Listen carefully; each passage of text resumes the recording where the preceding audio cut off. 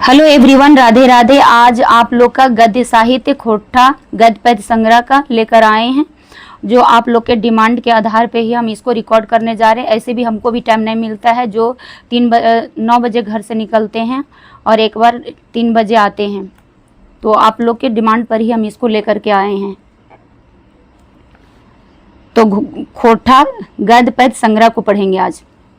ये 1 लाइनर है और ये आप लोग के एग्ज़ाम के लिए, एग्ज़ाम के पॉइंट ऑफ व्यू से काफ़ी बेहतर रहेगा। तो खोटा गद्य पद्य संग्रह किताबें पहिल प्रकाशन कौन बछर भैल रहे, तो ये 1989 में हुआ था। खोटा गद्य पद्य संग्रह किताबें पहिल प्रकाशक कौन रहे, तो ये था बोकारो खोटा कमेटी। खोटा गद्य पद्य संग्रह किताबें प्रधान संपादक है, तो इनके प्रधान संपादक ए.के. झा हैं। खोटा गद्य पद्य संग्रह किताबें के कार्यकारी संपादक है, तो शिवनाथ परमानिक जी हैं। खोटा गद्य पद्य संग्रह किताबें संपादक है, तो इसका संपादक डॉक्टर चतुर्भुज साहू बंसीलाल बंसी BN ओहदार हैं। खोटा गद्य पद्य संग्रह किताबें के सहयोगी संपादक, तो इसका है जयवीर साहू, शांति भारत, विनोद कुमार, पारसनाथ महतो, भुवनेश्वर साहू। खोटा गद्य पद्य संग्रह किताबें दूसरा प्रकाशन कौन बछर भैल रहे, पहले तो पढ़े पहला प्रकाशन, अब पढ़ेंगे दूसरा। तो दूसरा जो हुआ था वो 2020 में हुआ था और पहला हम लोग जाने 1989 में हुआ था। तो ये चीज़ याद रखना है, एग्जाम में ये ज़्यादा पूछता है। खोटा गद्य पद्य संग्रह किताबें के दूसरा प्रकाशन कौन रहे, तो दूसरी प्रकाशन कौन था, पहला तो था बोकारो खोटा कमेटी और दूसरा जानना है तो ये था दूसरा पृथ्वी प्रकाशन न्यू दिल्ली। खोटा गद्य पद्य संग्रह किताबें वितरक है, कौन वितरक है, तो झारखंड झरोखा रांची। खोटा गद्य पद्य संग्रह किताबें के गद्य विधा के संख्या कितना है, यानी कि गद्य कितना है। गद्य में हम लोग जानते हैं कि कहानी रहता है और पद्य में जानते हैं कि कविता रहता है। तो गद्य में कितने कहानी है, तो 14 हैं और पद्य में जो कविता की संख्या है वो 23, आप लोग देख रहे हैं 23 है। तो आज हम जानते हैं गद्य भाग। तो गद्य भाग में जो आपको देखने के लिए मिला होगा, यहीं पे दिया है कि इसका 14 है, 14 कहानी, तो यहाँ पे दिया हुआ है 14 गद्य भाग का। तो पहला आपका है मांझो। मांझो कहानी है और उसका रचनाकार है, ये तो एग्जाम में एकदम पूरी तरह इसको तो रट के ही जाना है। तो मांझो कहानी का रचनाकार भुवनेश्वर साहू है। धर्म कर्म कहानी जो है उसका रचनाकार दिनेश कुमार दिनमणि है। धर्म कर्म कहानी दिनेश कुमार दिनमणि। तीसरा नंबर के सोंद माटी का टान, ये भी कहानी है, उसका जो रचनाकार है भोगनाथ ओहदार। चौथा में है चासा, ये भी कहानी है, बंसीलाल बंसी।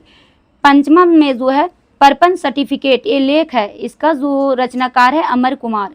छठा में है उड़ीस महात्म, यानी उड़ीस के बारे में जो है कि उड़ीस का क्या इंपॉर्टेंट रहता है। आप लोग जानते हैं कि गांव घर में क्या होता है, पलंग रहता है या खाटी रहता है, तो क्या होता था पहले के ज़माने में उड़ीस लग जाता था। तो वही उड़ीस के महत्व के बारे में कि क्या इसका महत्व रहता है, तो वही इस कहानी लेख में आप लोग को पढ़ने के लिए मिलेगा। तो उसका रचनाकार है महेश गोलवार। फिर 7 नंबर में खोटा एगो स्वतंत्र और समृद्ध भाषा, ये भी लेख है, तो इसका जो रचनाकार है शिवनाथ परमानिक जी। 8 नंबर में है बोरवा अड्डा अखय बोर, ये संस्मरण है। ये संस्मरण जो है वो किनका पर है, तो ये लिखे जो है वो शांति भारत। फिर 9th नंबर जो है उड़ गेलक फुलवा रह गेलक बांस, ये भी संस्मरण है, इनके रचनाकार जो है गोविंद महतो जंगली जी है। 10th नंबर दार्जिलिंग और गंगटोक यात्रा, ये यात्रा वृत्तांत है। जैसे आप लोग भ्रमण करने के लिए, शैक्षिक भ्रमण या तो ऐसे घूमने के लिए जाते हैं, तो उसी पर ये पूरी तरह एक्सप्लेन है कि किस प्रकार से जो है विद्यार्थी लोग क्या करते हैं, घूमने के लिए जाते हैं। तो उसका रचनाकार डॉक्टर चतुर्भुज साहू है। पुटू और पालू शब्द चित्र है, इसमें पुटू और पाली दो जो है हस्बैंड वाइफ की तरह इसमें चित्रण किया गया है और वो चित्र जो किए हुए हैं रचनाकार हमारे ए.के. झा जी हैं। फिर 12th नंबर में है बड़का बुजुर्ग बिरसा, ये बिरसा मुंडा आप लोग जानते हैं, इनको धरती आबा भी कहते हैं और इन्हीं के जन्म दिन के शुभ अवसर पे हमारा जो है झारखंड एक अलग 15 नवंबर 1875 को क्या हुआ था, इनका जन्म हुआ था और 15 नवंबर 2000 ईस्वी को हम लोग जानते हैं कि झारखंड को एक अलग राज्य के रूप में दर्जा दिया गया, जो कि बिहार के 46% भाग को लेकर झारखंड को मिलाया गया था। फिर इसका जो है बड़ा बुजुर्ग बिरसा, इनका जीवनी जो है ए.के. झा जी हैं। फिर है शेख भिखारी भी हम लोग जानते हैं, इसमें झारखंड में जब पढ़ते हैं तो ये भी एक ये क्या है, क्रांतिकारी है, तो उनका भी जीवनी के बारे में यहाँ वर्णन है इस किताब में। तो उनका जो रचनाकार है पारसनाथ महतो है। फिर डाह एकांकी, ये एकांकी है, तो डाह एकांकी है, तो इसमें इनका जो रचनाकार है वो सुकुमार जी हैं। अब पद भाग का थोड़ा सा एक्सप्लेन कर देते कि पद भाग में क्या क्या है। तो इसमें पद भाग में जो है, आज तो हम इसको पूरा नहीं कर पाएंगे, आज हम जो करेंगे जो इधर गद भाग है उसी को कंप्लीट करेंगे, लेकिन थोड़ा सा बस इसको भी, ये रचनाकार है, बहुत इंपॉर्टेंट है एग्जाम के पॉइंट ऑफ व्यू से। तो ये तो आप लोग का पूरी तरह दिमाग में एग्जाम में छपना चाहिए, तो इसलिए वन लाइनर है, ये टेबल के फॉर्म में, तो आपको याद करने में भी आसानी होगा। तो इसमें जो है रचना है इधर, और ये रचनाकार है। इसी में 14 तक तो हम लोग जान गए हैं कि क्या है, हमारा कहानी है। उसके बाद जो इधर 23 है क्या है, पद भाग, उसको यहाँ पे कंप्लीट करेंगे। तो ये 15 नंबर में जो है पद भाग का, तो छौवा दुलार रचनाकार है भुवनेश्वर दत्त शर्मा व्याकुल। इसमें छौवा दुलार में जो भुवनेश्वर दत्त शर्मा जो लिखे हैं, तो उसमें है कि सुन गे अखली, सुन गे खगिया, ऊंच करेजा कर। उसमें जो बच्चा रहता है पढ़ने के लिए जाता है, तो माँ बाप का कैसी गर्व होता है अभी कि हमारे बच्चे पढ़ने के लिए जा रहे हैं, पढ़ के कुछ करेंगे। तो उस प्रकार से इसमें पूरी तरह वर्णन रहता है। यहाँ किसान है, किसान के बारे में जो किसान ये जो रचनाकार है तो श्रीनिवास पानूरी जी है। फिर जय जवान जय किसान, ये है महेश गुलवार जी है।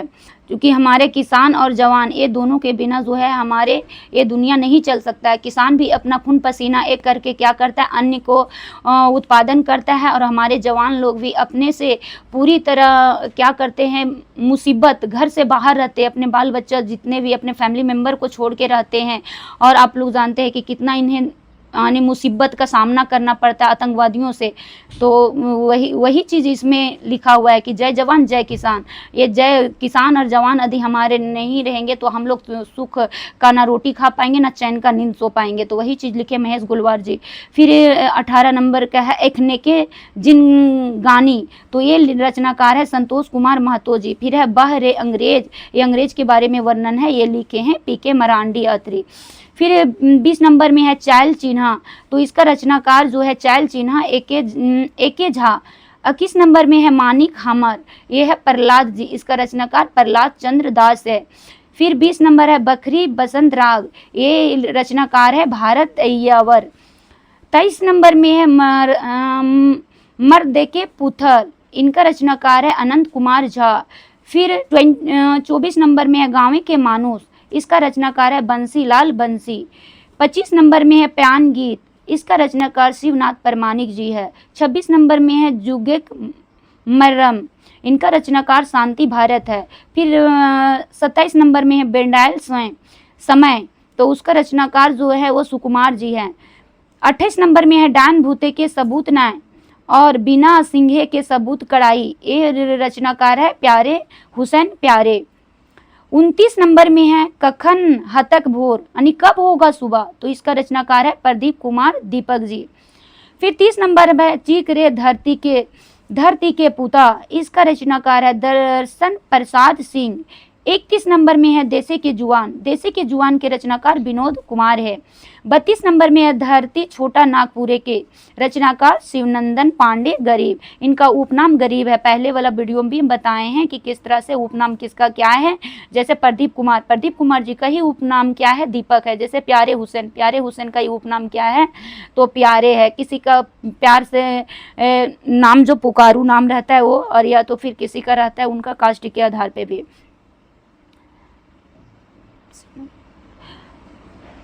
देसे कर जुआन विनोद कुमार, धरती छोटा नागपुरे के शिवनंदन पांडे गरीब।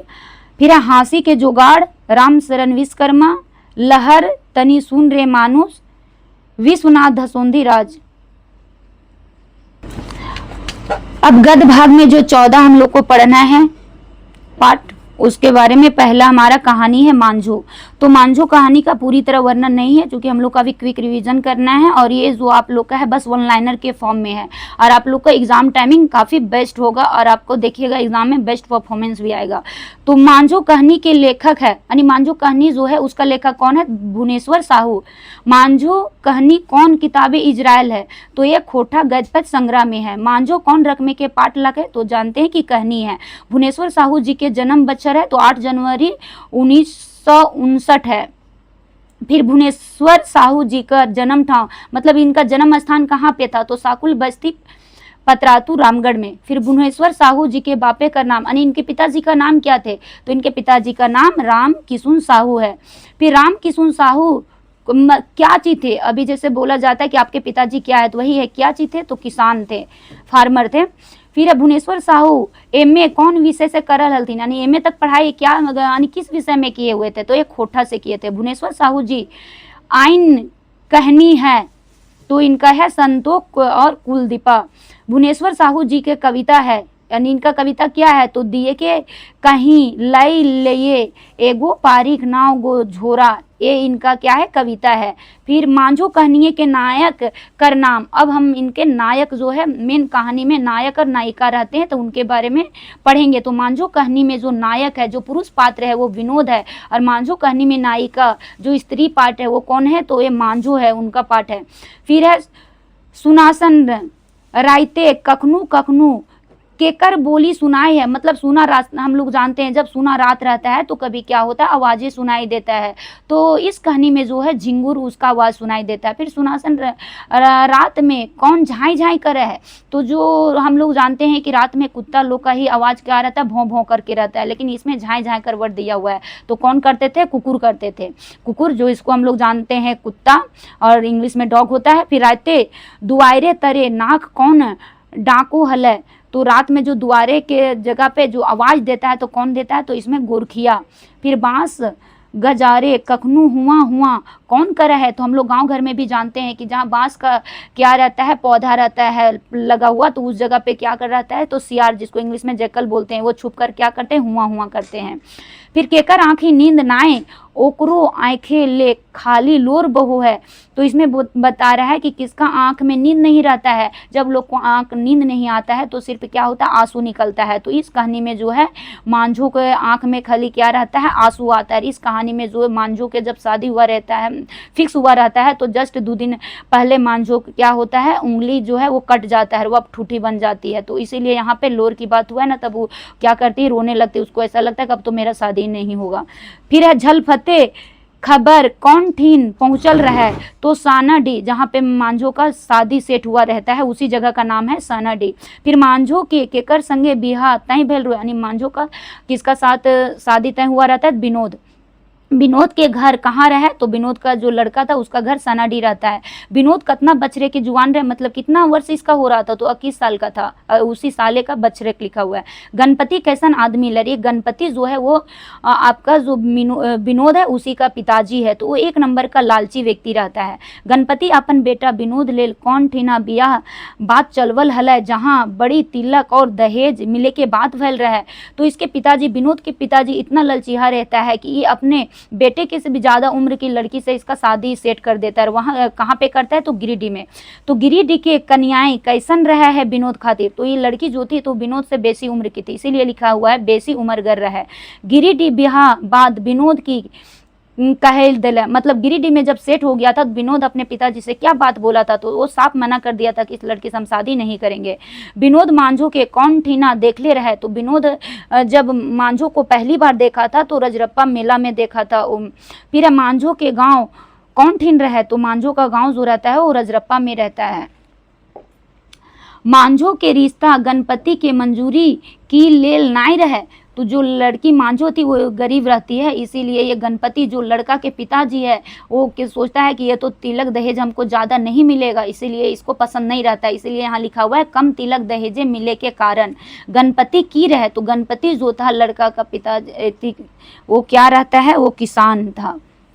फिर हम बिहा करबो तो रजरप्पा और नाई तो कहीं कितना बच्चर तक बिहा नाई करबो, ये बात विनोद अपन माई से कहले। विनोद जो था अपना बात, अक्सर होता है जब बेटा अपने बाप को नहीं कुछ बोल पाता है तो लास्ट में वो अपनी माँ से बात को शेयर करता है। यहाँ पे विनोद भी अपने बात को शेयर अपनी माता से करता है कि नहीं हम करेंगे तो मांझो से शादी करेंगे, नहीं तो जो गिरिडीह में वो इसका विनोद की उम्र से भी ज़्यादा उम्र की लड़की से सेट हो रहा था, बोला उसके साथ हम नहीं करेंगे। तो ये कितना बछर के बाद बोला था कि कितना साल तक नहीं करेंगे, तो विनोद बोल दिया था 5 साल तक हम नहीं करेंगे शादी। फिर मांझो के बिहा कौन ठीना तय भैल जाए, तो मांझो के बिहा जो है सानाडी, विनोद का गांव रहता है सानाडी। मांझो के बिहा के कर से तय भेल रहे, तो मांझो का बिहा इस कहानी में जो है विनोद लड़का जो नायक है उससे तय हुआ रहता है। कौन दिन हरदी रंगाई काज करम रहे, तो ये फागुन के तृतीया के दिन रहता है। कौन दिन कन्याएं ले लगन बांधे जीतला, तो अगला पर्व नौमी के दिन जाता लगन बांधने के लिए। हम लोग सब इस चीज़ से परिचित हैं। मांझो के 5 अंग्रिये लगतन बांधे दिन के कतना दिन पहले कटा गया। यहाँ बोला जा रहा है कि मांझो के लगन पड़ने के कितना दिन पहले इसका जो 5 उंगली था वो कट गया था, तो 2 दिन पहले, जो कि हम बता चुके हैं। मांझो के अंगरिये कैसे कटा गेल रहा था, तो पहले के ज़माना में, अभी तो हमारा मॉडर्न ज़माने आ गया, अभी तो हर सुख सुविधा हमारे यहाँ उपलब्ध है, लेकिन पहले ढेकी एक होता था, उसी से लोग क्या करते थे, चावल को एकदम पूरी तरह से पाउडर बनाते थे चावल का, तो वही ढेकी से ही कुटा गई थी। फिर मांझो के कौन अस्पताल में भर्ती कराई दिला, यानी मांझो के कहाँ पे कौन सा अस्पताल में भर्ती कराया गया, तो रांची मेडिकल अस्पताल में। अरे बुढ़ाई गेलो हमनी के बुद्ध ज्ञान है, जे लिखल रहता वो होता है। तो यहाँ पे ये कौन ये इस बात को बोल रहा है, ये कहल केकर है, तो विनोद के पिताजी ये बात बोलते हैं कि जो किस्मत में लिखा हुआ रहता है वही होता है, जैसे मांझो कट जाती है तो, और उनका कहना रहता है कि अब मांझो से शादी नहीं करना है। मांझो के लहू से भी भैर गेल रहे क्या, तो वहाँ पे जो लकड़ी का उसको कांडी बोलते हैं, पहले के ज़माने में ढेकी होता था तो उसी का कांडी होता है, तो वही कांडी से जब चावल का पाउडर किया जाता है उससे, तो वहाँ पे वो कट गई, तो वही कांडी था, उसी में लहू क्या था पूरी तरह से भर गया था, भीग गया था। विनोद अस्पताल मांझो के देख के की कर ले, तो हथवा के चुम्मा ले ले, मतलब कि मांझो जो थी अब रो रही थी कि अब तो मेरा शादी नहीं होगा, तो उसी समय विनोद गए थे और उसका हाथ को क्या किया, चुम्मा लिए, वही बात यहाँ बोला गया। विनोद कौन ठीना जाए के पढ़े के बात कर ले, और विनोद जो घर में नहीं बोल के गया था कि हम जा रहे मांझो पास, वो डायरेक्ट बोला कि नहीं हमको और पढ़ाई करना है रांची में जा करके, इसीलिए लिखा हुआ है रांची। विनोद रजरप्पा के मेला केकर संगे घूरे हल है, तो विनोद जो रजरप्पा का मेला आया था घूमने के लिए, तो अपन बहनों, जो आप लोग अभी के ज़माने में सब हम लोग जीजा जी बोलते हैं, तो उसी के साथ घूमने के लिए आया था, बहनों वही होता है जीजा जी। फिर है मांझो के रजरप्पा मेलाए विनोद की करते देख ले, तो वहाँ लड़की लोग जाती है, तो वो वही बोल रहा है कि मांझो के जब विनोद देखा था तो आखिर के मांझो उस मेला में क्या कर रही थी, तो लड़कियां जब जाती तो उसका ध्यान अक्सर श्रृंगार पर ही रहता है, तो वही श्रृंगार का सामान खरीद रही थी, लिपस्टिक काजल पाउडर यही सब। फिर है विनोद के कौन मांझो के दिखाए देलक हलक, यानी कि विनोद जो लड़का था जो हमारा इस कहानी में नायक है, उसको आखिर के मांझो को कौन दिखाया था, तो विनोद कर बोहने जो विनोद के जीजा जी थे वही दिखाए थे। और अभी भी होता है कि यदि लड़का को बहन का उस गांव में शादी है तो उसी गांव में यदि कोई लड़की पसंद आती है तो अपना भाई के लिए सेट कर लेती है। तो मांझो केकर संगे मेला घूरा है, तो विनोद कर बहन और बेटा छुआ साथ थे, तो ये मांझो थी वो विनोद के बहन साथे, और उसका जो था विनोद का बहन के बेटा लोग उसी के साथ ये घूमने के लिए गई थी। मांझो कर कितना बच्चर के जुआन रहे, यानी मांझो का एज क्या था, उम्र कितना था, तो 18 साल की थी, वही लिखा हुआ 18 बछरे के। मांझो संगे कौन ढेकी कुटा हल, तो मांझो जब क्या कर रही थी, ढेकी से चावल को गुंडी कर रही थी, जिसको देहाती में बोलते हैं गुंडी कर रही थी, यानी तो पूरा पाउडर के फॉर्म में कर रही थी, तो कौन थी साथ में, तो मांझो कर भौजी, भौजी का मतलब होता है भाभी। अब तो हमर बिहा नाई हो तक, ये बात केकर मने मने कहल, मांझो अब सोचने लगी थी कि हमारे हाथ तो का जो 5 उंगली तक कट गया, अब तो हमारा शादी नहीं होगा, तो मांझो सोच रही थी। विनोद के देखी के मांझो की नुकवे लगल, मतलब कि विनोद को देख के मांझो आखिर के क्या छुपा रही थी, तो वो अपना ठूठा हाथ, अपना जो वो कट गई थी ढेकी के कांडी से हाथ, तो वही अपना ठूठा हाथ छुपा रही थी। के अस्पताल कोनवा में डंडाई के विनोद और मांझो के बातें सुने के कांदी हल, तो जब भी किसी का मुसीबत घर में आता है तो अब लड़की की जो माँ थी वो क्या थी बेचारी, चुपचाप से अपनी बेटी को ये जो दुर्दशा हुआ था वो देख नहीं पा रही थी, वो छुप के अस्पताल में साइड से दोनों को बात सुन रही थी। तो ये मांझो के माँ ये सब यहाँ दिखाया गया कि मांझो के माँ ये सब सुन रही थी और देख रही थी वो दृश्य। फिर है विनोद मांझो के कौन दिने बिहा करे के बात कर ले। फिर विनोद क्या करता है कि मांझो से संतावना देता है कि कट गया तो क्या हुआ, हम तुमसे शादी करेंगे। तो ये अस्पताल, वो बोला था कि अस्पताल में जब छुट्टी होगा उसी दिन शादी करेंगे। तो वही बोला कि अस्पताल ले छुट्टी के बादे के तकदीर के आपन डहर ले हटाई के तस्वीर कर देखलक। तब इसमें बोला है कि कौन तकदीर को बदल दिया। ऐसा लग रहा था कि अब तो इन लोग को शादी नहीं होगा, लेकिन विनोद जो था वो उसका वो था अच्छे इंसान था और इसका जो दिल में थोड़ा सा भी कपट नहीं था। वो सोचा कि नहीं, आखिर को तो मेरा इसके साथ शादी तो सेट हुआ था, बाद में यदि घटना यदि खुद मेरा साथ घटता, यदि लड़की मेरा साथ ये करती तो फिर कैसा फीलिंग होता। तो वही सोच समझ कर ये विनोद क्या किया था कि बोला नहीं, अब लिखना होगा तकदीर, खुद लिखना होगा। विनोद ये चीज़ किया था। सोबले उपकारी समाजी मानवीय काम के कर ले। तो ये क्या था, ये समाज के दृष्टि से देखा जाए तो ये बहुत ही अच्छा और उपकारी काम किया था विनोद, जो कि अभी के ज़माने में बहुत कम ही लोग करते हैं। और अभी भी देखने के लिए मिला था जब विवाह मूवी आया था, जिसमें कि लड़की जल जाती है, फिर भी उसमें जो लड़का रहता है वो शादी करता है। और अभी हमारे हाल फिलहाल में भी कुछ नेक लोग रहते हैं जो ऐसा काम करते हैं। तो वही बात है कि यहाँ समाजी और मानवीय काम जो किया था, तो ये इसमें जो नायक है विनोद किया था। एक कहानी धर्म कर्म है। धर्म कर्म जो रहता है, आदमी मर जाता है तो किस तरह से भोज भंडारा करता है, उसी पर लिखा हुआ है। और इसके जो लेखक है वो दिनेश कुमार दिनमणि जी है। वही लिखा हुआ है कि धर्म कर्म कहानी के लेखक है तो दिनेश कुमार दिनमणि। धर्म कर्म कहानी कौन किताबे इज़राइल है, खोटा गद पद संग्रह। धर्म कर्म कौन रकमे के पाठ लागे कहानी। दिनेश कुमार दिनमणि जी के जन्म ठाव है 12D जैना मोड़ बोकारो के रहने वाले। दिनेश कुमार दिनमणि जी के बापे का नाम है, इनके पिताजी का नाम महेश्वर महतो है।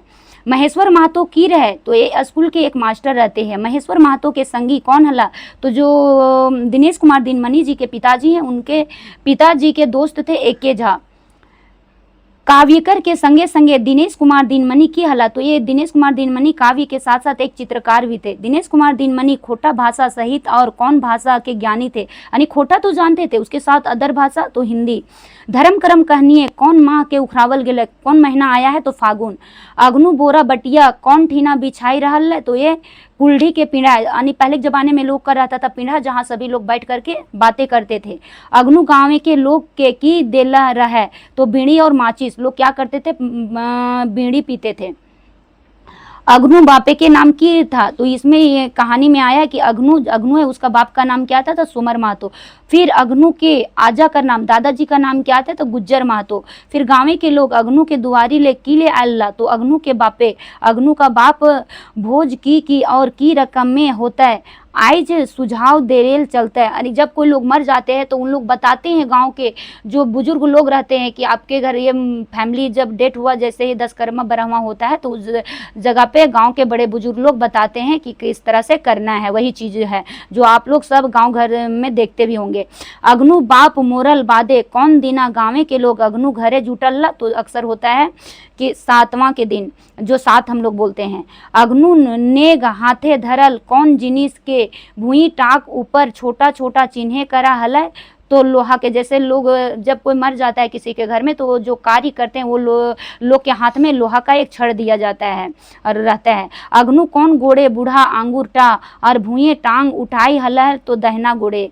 फिर है अग्नु देख केकरा 9-10 बच्छर आगू बात टा मने पोir गेल हलय, तो लेखक के। और यहाँ पे लेखक है कौन, दिनेश कुमार दिनमणि जी।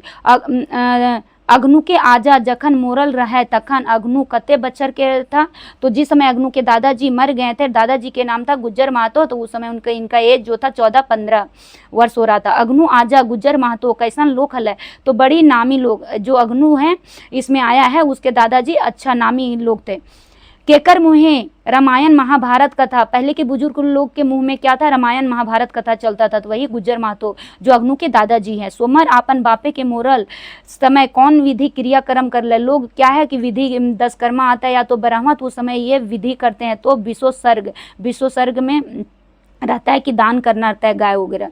फिर सोमर कते लोग कर बार नाई काटल और फिर विश्वसर क्रिया करे ले तैयार हो गला तो 10 लोग। तो कोई भी गांव घर में बैठे हुए रहते 10 लोग का बात तो सुनना पड़ता है क्रियाक्रम में।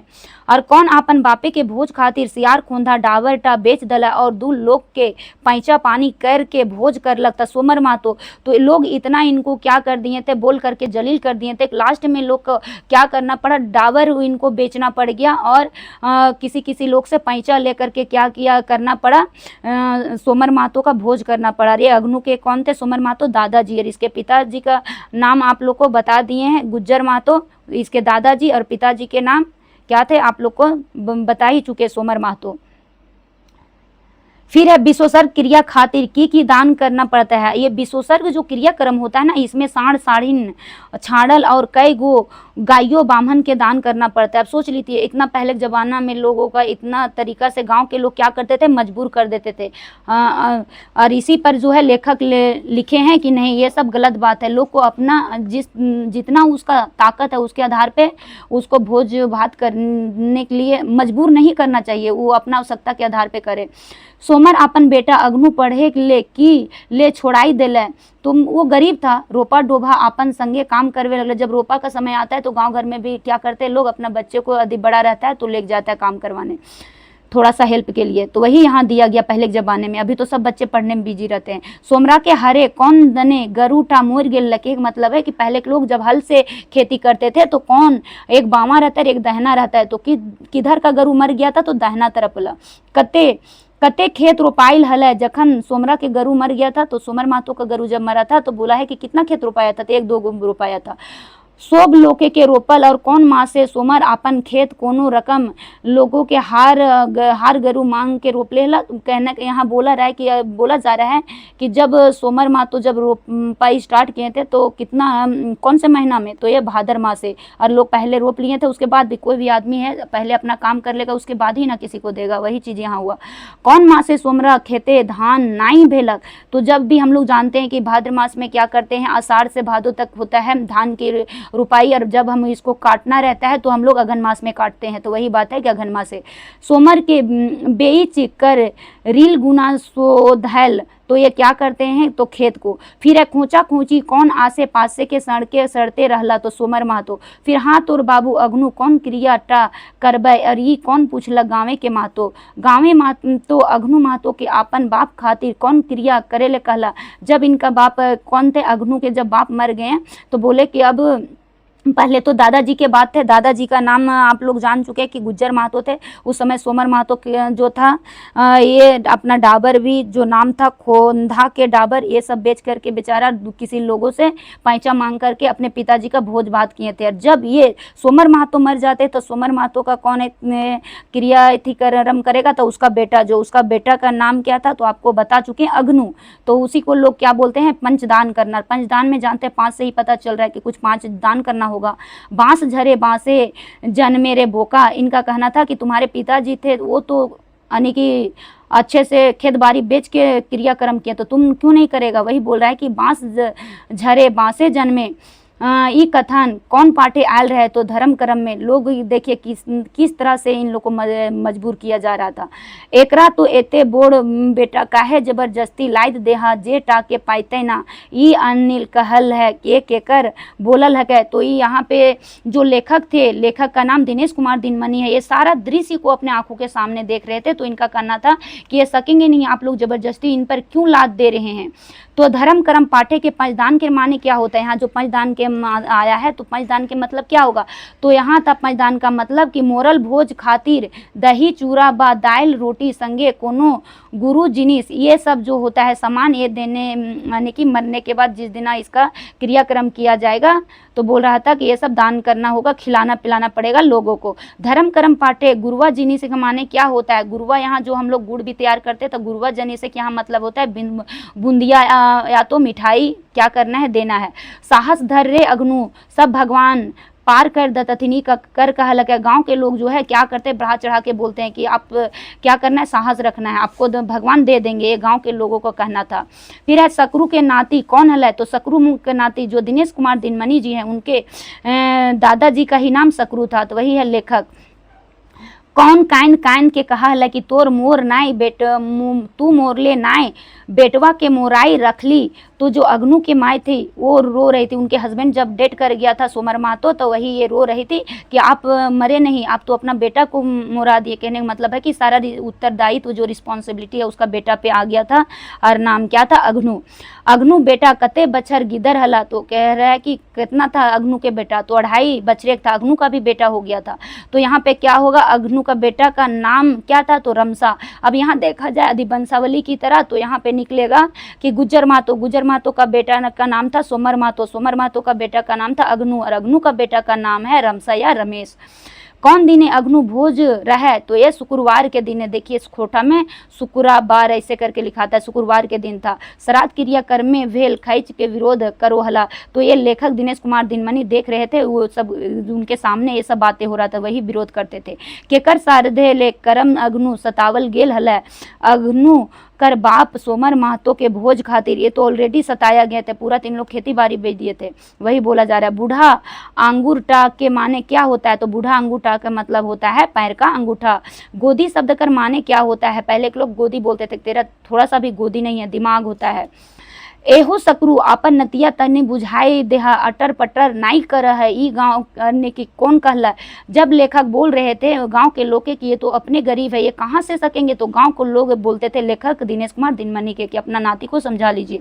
उनके दादाजी से बात कर रहे थे। अपन बापे के भोज खाती सोमर महतो कौन जमीन बेच दिला, तो सोमर महतो जो थे, अब उनके पिताजी का नाम था विशेश्वर महतो, थी गुज्जर महतो, और गुज्जर महतो जब मर गए थे तो वो क्या बेच दिया था, तो सियार खोंदा के डाबर, नाम ही था डाबर, वहाँ का जमीन का नाम ही जो हम लोग डाबर बोलते हैं, बड़ा सा खेत को।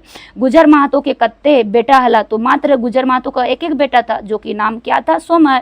और फिर सोमर महतो का भी एक बेटा था, उसका नाम क्या था, अग्नू। और फिर अग्नू का एक बेटा था, उसका भी नाम था क्या बोलते हैं, रमसा और रमेश। गद भाग का तीसरा कहानी है सोंध माटी का टान। सोंध माटी का टान से ही पता चल रहा है कि लोगों को किस प्रकार से अपने गांव से लगाव रहता है, वही बात यहाँ हो रहा है। हम लोग कितनों पढ़ने के लिए सभी गांव से चल पड़ते हैं सिटी के तरफ, शहर की तरफ, लेकिन फिर भी अपनी गांव की जो सोंधी हवा, सोंधी गांव की मिट्टी की खुशबू, खूबसूरत सा वहाँ का इन्वायरमेंट फिर भी लोगों को अपने तरफ आकर्षित करता है। वही चीज़ इस कहानी में है, सोंध माटी के टान। सोंध माटी का टान कहानी के लेखक है BN ओहदार।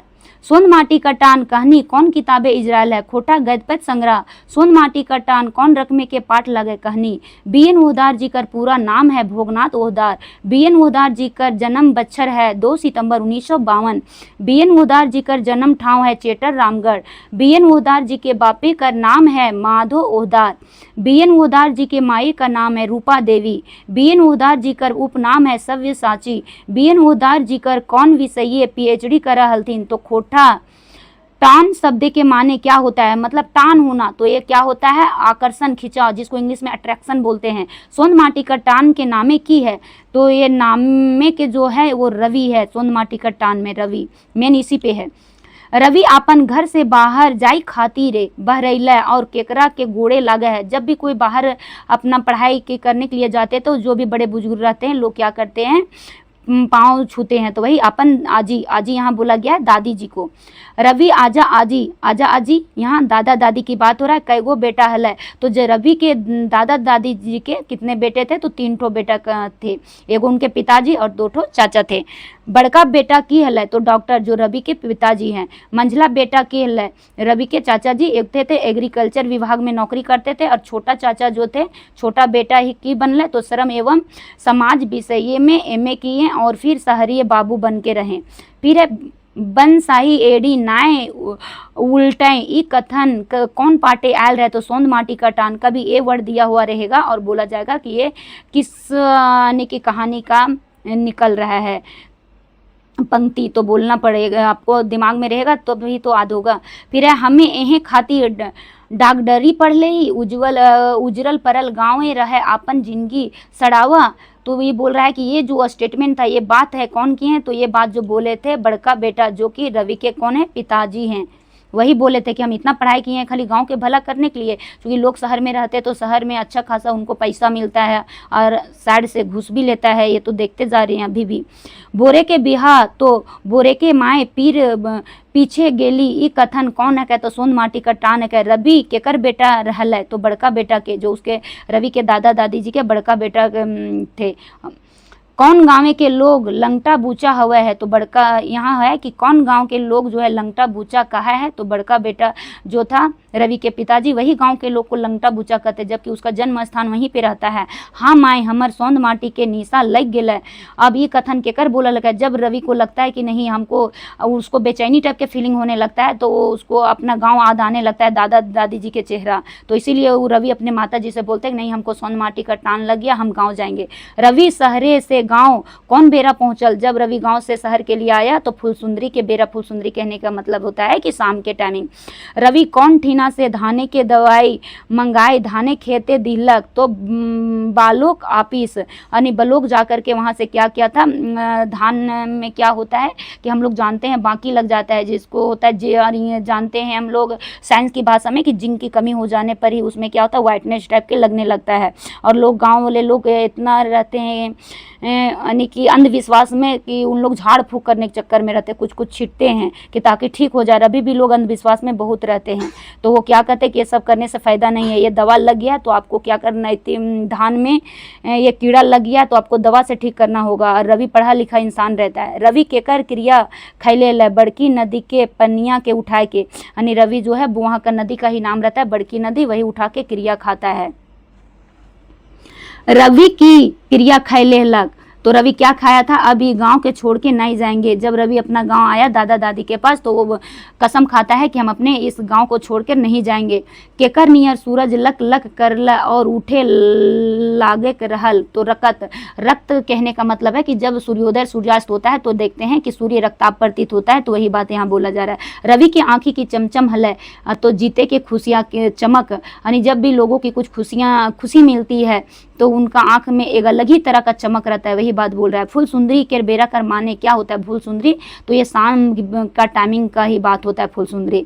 रवि गाँव की लेल रहे खोजा है, तो गांव मतलब कि रवि किस लिए गांव में रहना चाहता है, तो गांव में जो है अंधविश्वास में लोग क्या रहते हैं पूरी तरह बेड़ायल रहते, वही लिखा हुआ है। शहर जाओ बेटा रवि मकिन फिर घूरी के आ जहियो ई केकर कहल है, जब रवि दादा दादी को पैर लगते हैं तो उसी समय उनके जो आजी का स्टेटमेंट रहता है कि बेटा तुम तो शहर जा रहे हो लेकिन फिर एक दिन आना, रवि आजी रवि से कहले मनी बोली थी। सोंद माटी का टान कहनिए कौन नदी वर्णन किया गया, मतलब सोंद माटी के तान में कौन सा नदी का वर्णन है, तो बड़की नदी का। रवि कत्ते पढ़ा लल, यानी रवि जो था कितना तक पढ़ाई किया था, तो एग्रीकल्चर का किया था। बेरा डूबे मेहमान आए और पानी झट से ना जाए, ये रवि के दादी जी का स्टेटमेंट था कि जब भी बेरा डूबना कहना मतलब है कि शाम हो जाता है तो लोग शाम के टाइमिंग मेहमान नहीं जाते हैं, और जब पानी आता है तो वो भी नहीं जाता है, शाम टाइम के पानी और बेरा डूबने के मेहमान ये है नहीं जल्दी जाते हैं। तो अब तो रवि मेरा शाम टाइमिंग आया है तो नहीं जाएगा, वही रवि के दादी बोल रही थी रवि से। कौन गांव जाए के गाँवे के सेवा और खेती देखवे के बात करलक, तो रवि अपने गांव के लोगों से कहा कि हम यहीं पे रहेंगे। रवि ने कहा रवि सपना की देखल हल, रवि तो सपना देखा था कि आए खूबे बीमार है, वो सपना में देखा था कि मेरी दादी जी बहुत बीमार है, तभी वो क्या किया था शहर से अपना गांव की तरफ चल पड़ा। रवि के केकर निशा लगल था, तो यही कहानी में है कि रवि को क्या निशा लगा था, तो सोंद माटी का तान, मतलब गाँव के जो खूबसूरती है वहाँ का माहौल जो दादा दादी का प्यार वही सब इसको नशा चढ़ गया था। गाँव के लोग धाने के रोग कैसे भगा था, तो हुरु तुतु फूकले कहने का मतलब है कि वो ओझा भगत के ला करके क्या करता है कि वो कुछ अपना छुमंतर वगैरह जो भी होता है ओझा लोग का वही वो करवा रहा था, उसी के लिखा है हुरु तुतु।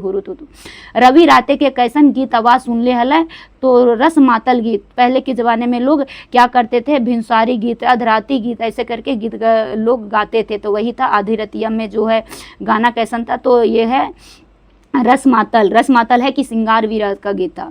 रवि खूबे झलकल आपन घरे से कहाँ जाई खातिर बहराई गेला।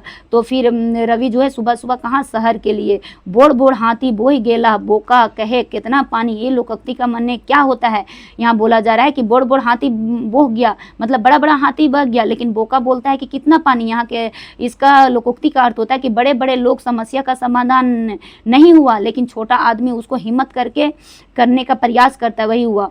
पनाई ते लेटता रे अपने बड़की पुतहिया के की भैल है।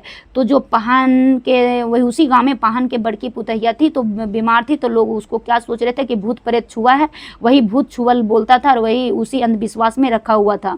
रवि पहनाई के बड़की पुतह के केकर पास जायले कहला। तो रवि जब ये सब दृश्य देख रहा था तो वो बोला कि ऐसा कुछ नहीं होता है, आप उसको डॉक्टर के घर ले जाइए और ये झाड़ फूक के चक्कर में रहिएगा तो ये आप अपनी बहू को भी क्या कीजिएगा, मार डालिएगा। अगर अभी के भी ज़माने में देख रहे अक्सर लोग को सांप काटता है या कुछ भी, तो वो हॉस्पिटल जाने के छोड़ के अभी भी ओझा मत्ती के चक्कर में लगे हुए रहते हैं। अब चौथा कहानी जो है वो चासा है। हम आप लोग का क्विक रिवीजन के फॉर्म में फटाफट कर रहे, ज़्यादा एक्सप्लेन नहीं कर पाएंगे क्योंकि हमको भी पढ़ना रहता है। आप लोग के कमेंट के आधार पे ही हम आप लोग का क्या कर रहे हैं, फटाफट बताते जाएंगे। जहाँ थोड़ा एक्सप्लेन करना रहेगा वहाँ करेंगे, नहीं तो फिर वीडियो बहुत बड़ा हो जाएगा, फिर अच्छा नहीं लगेगा आप लोग को भी। चासा कहानी के लेखक है बंसीलाल बंसी। चासा कहानी कौन किताबे इजराइल है, खोटा गदपत संग्रह। चासा कौन रकमे के पाठ है, कहानी। बंसी लाल बंसी जी का जन्म बच्छर है 11 मार्च 1954। बंसी लाल बंसी जी का जन्म ठाव है चौफान बोकारो। बंसी लाल बंसी जी के बापे का नाम है मोती लाल साहू। बंसी लाल बंसी जी का माए का नाम है बासनी देवी। बंसीलाल बंसी कौन विषय डिप्लोमा, यानी कौन सा विषय में डिप्लोमा किया था, तो पत्रकारिता में। खोटा लोक कथा के संघीय संपादक है, तो बंसीलाल बंसी यानी संपादक है, तो उसका दोस्त संघीय दोस्त कौन है, बंसीलाल बंसी। जमशेदपुर काव्य लोक संस्था बंसीलाल बंसी के कौन उपाधि से सम्मानित किया गया था, तो इनको काव्य भूषण के मानक उपाधि से। फिर है चासा कहानी की देखभाल गेल है, तो समाजे के 20 माह तक ऊपर किसान और जमींदार के मांझे के मतभेद, मतलब इस चासा कहानी में क्या दिखाया गया है, तो वहाँ के जो जमींदार है और एक गरीब किसान लोग रहता है उसका बीच क्या मतभेद होता है, तो यही इस कहानी में वर्णन किया गया है। चासा कहानी के मुख्य पात्र, हर कहानी में मुख्य पात्र पूछता है तो कौन है, तो मंगरू। मंगरू कर बिहा भेल कितना बच्चर हुआ था, तो 2 बच्चर। मंगरू के बाप कहिया मुर गेल था, तो जखन मंगरू छोटा था।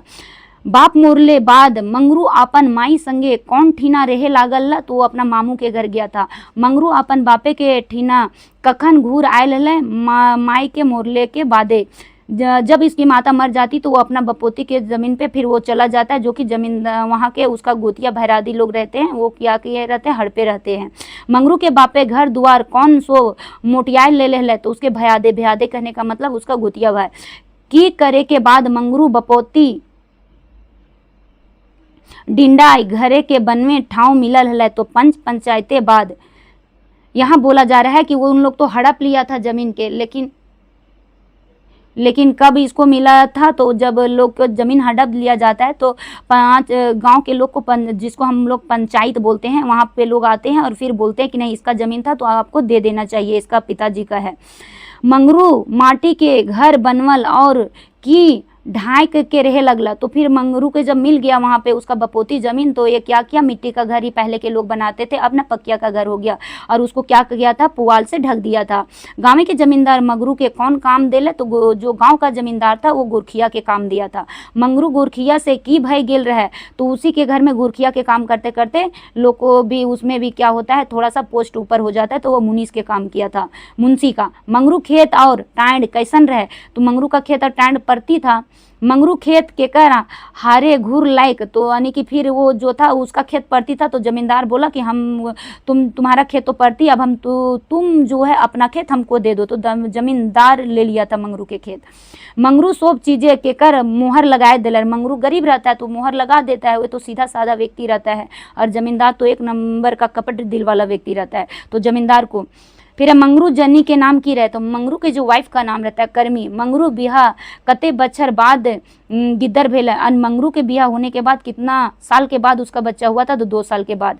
आपन से चास करे एके बछरे अबायद हमनी के सब दुख भुराई जितलक। उस तो ये बात कौन बोली थी, तो कर्मी अपने हस्बैंड से बोलती कि नहीं हम लोग को क्या करनी चाहिए, अपना खेती बाड़ी है वो खुद करना चाहिए, ये जमींदारे के अंडर में कितना दिन तक रहेंगे, ये कर्मी का स्टेटमेंट था। मंगरू कौन काम करे लागल, तो हाजिरी काम करने लगा, जो मुनीस का काम था छोड़कर हाजिरी का काम।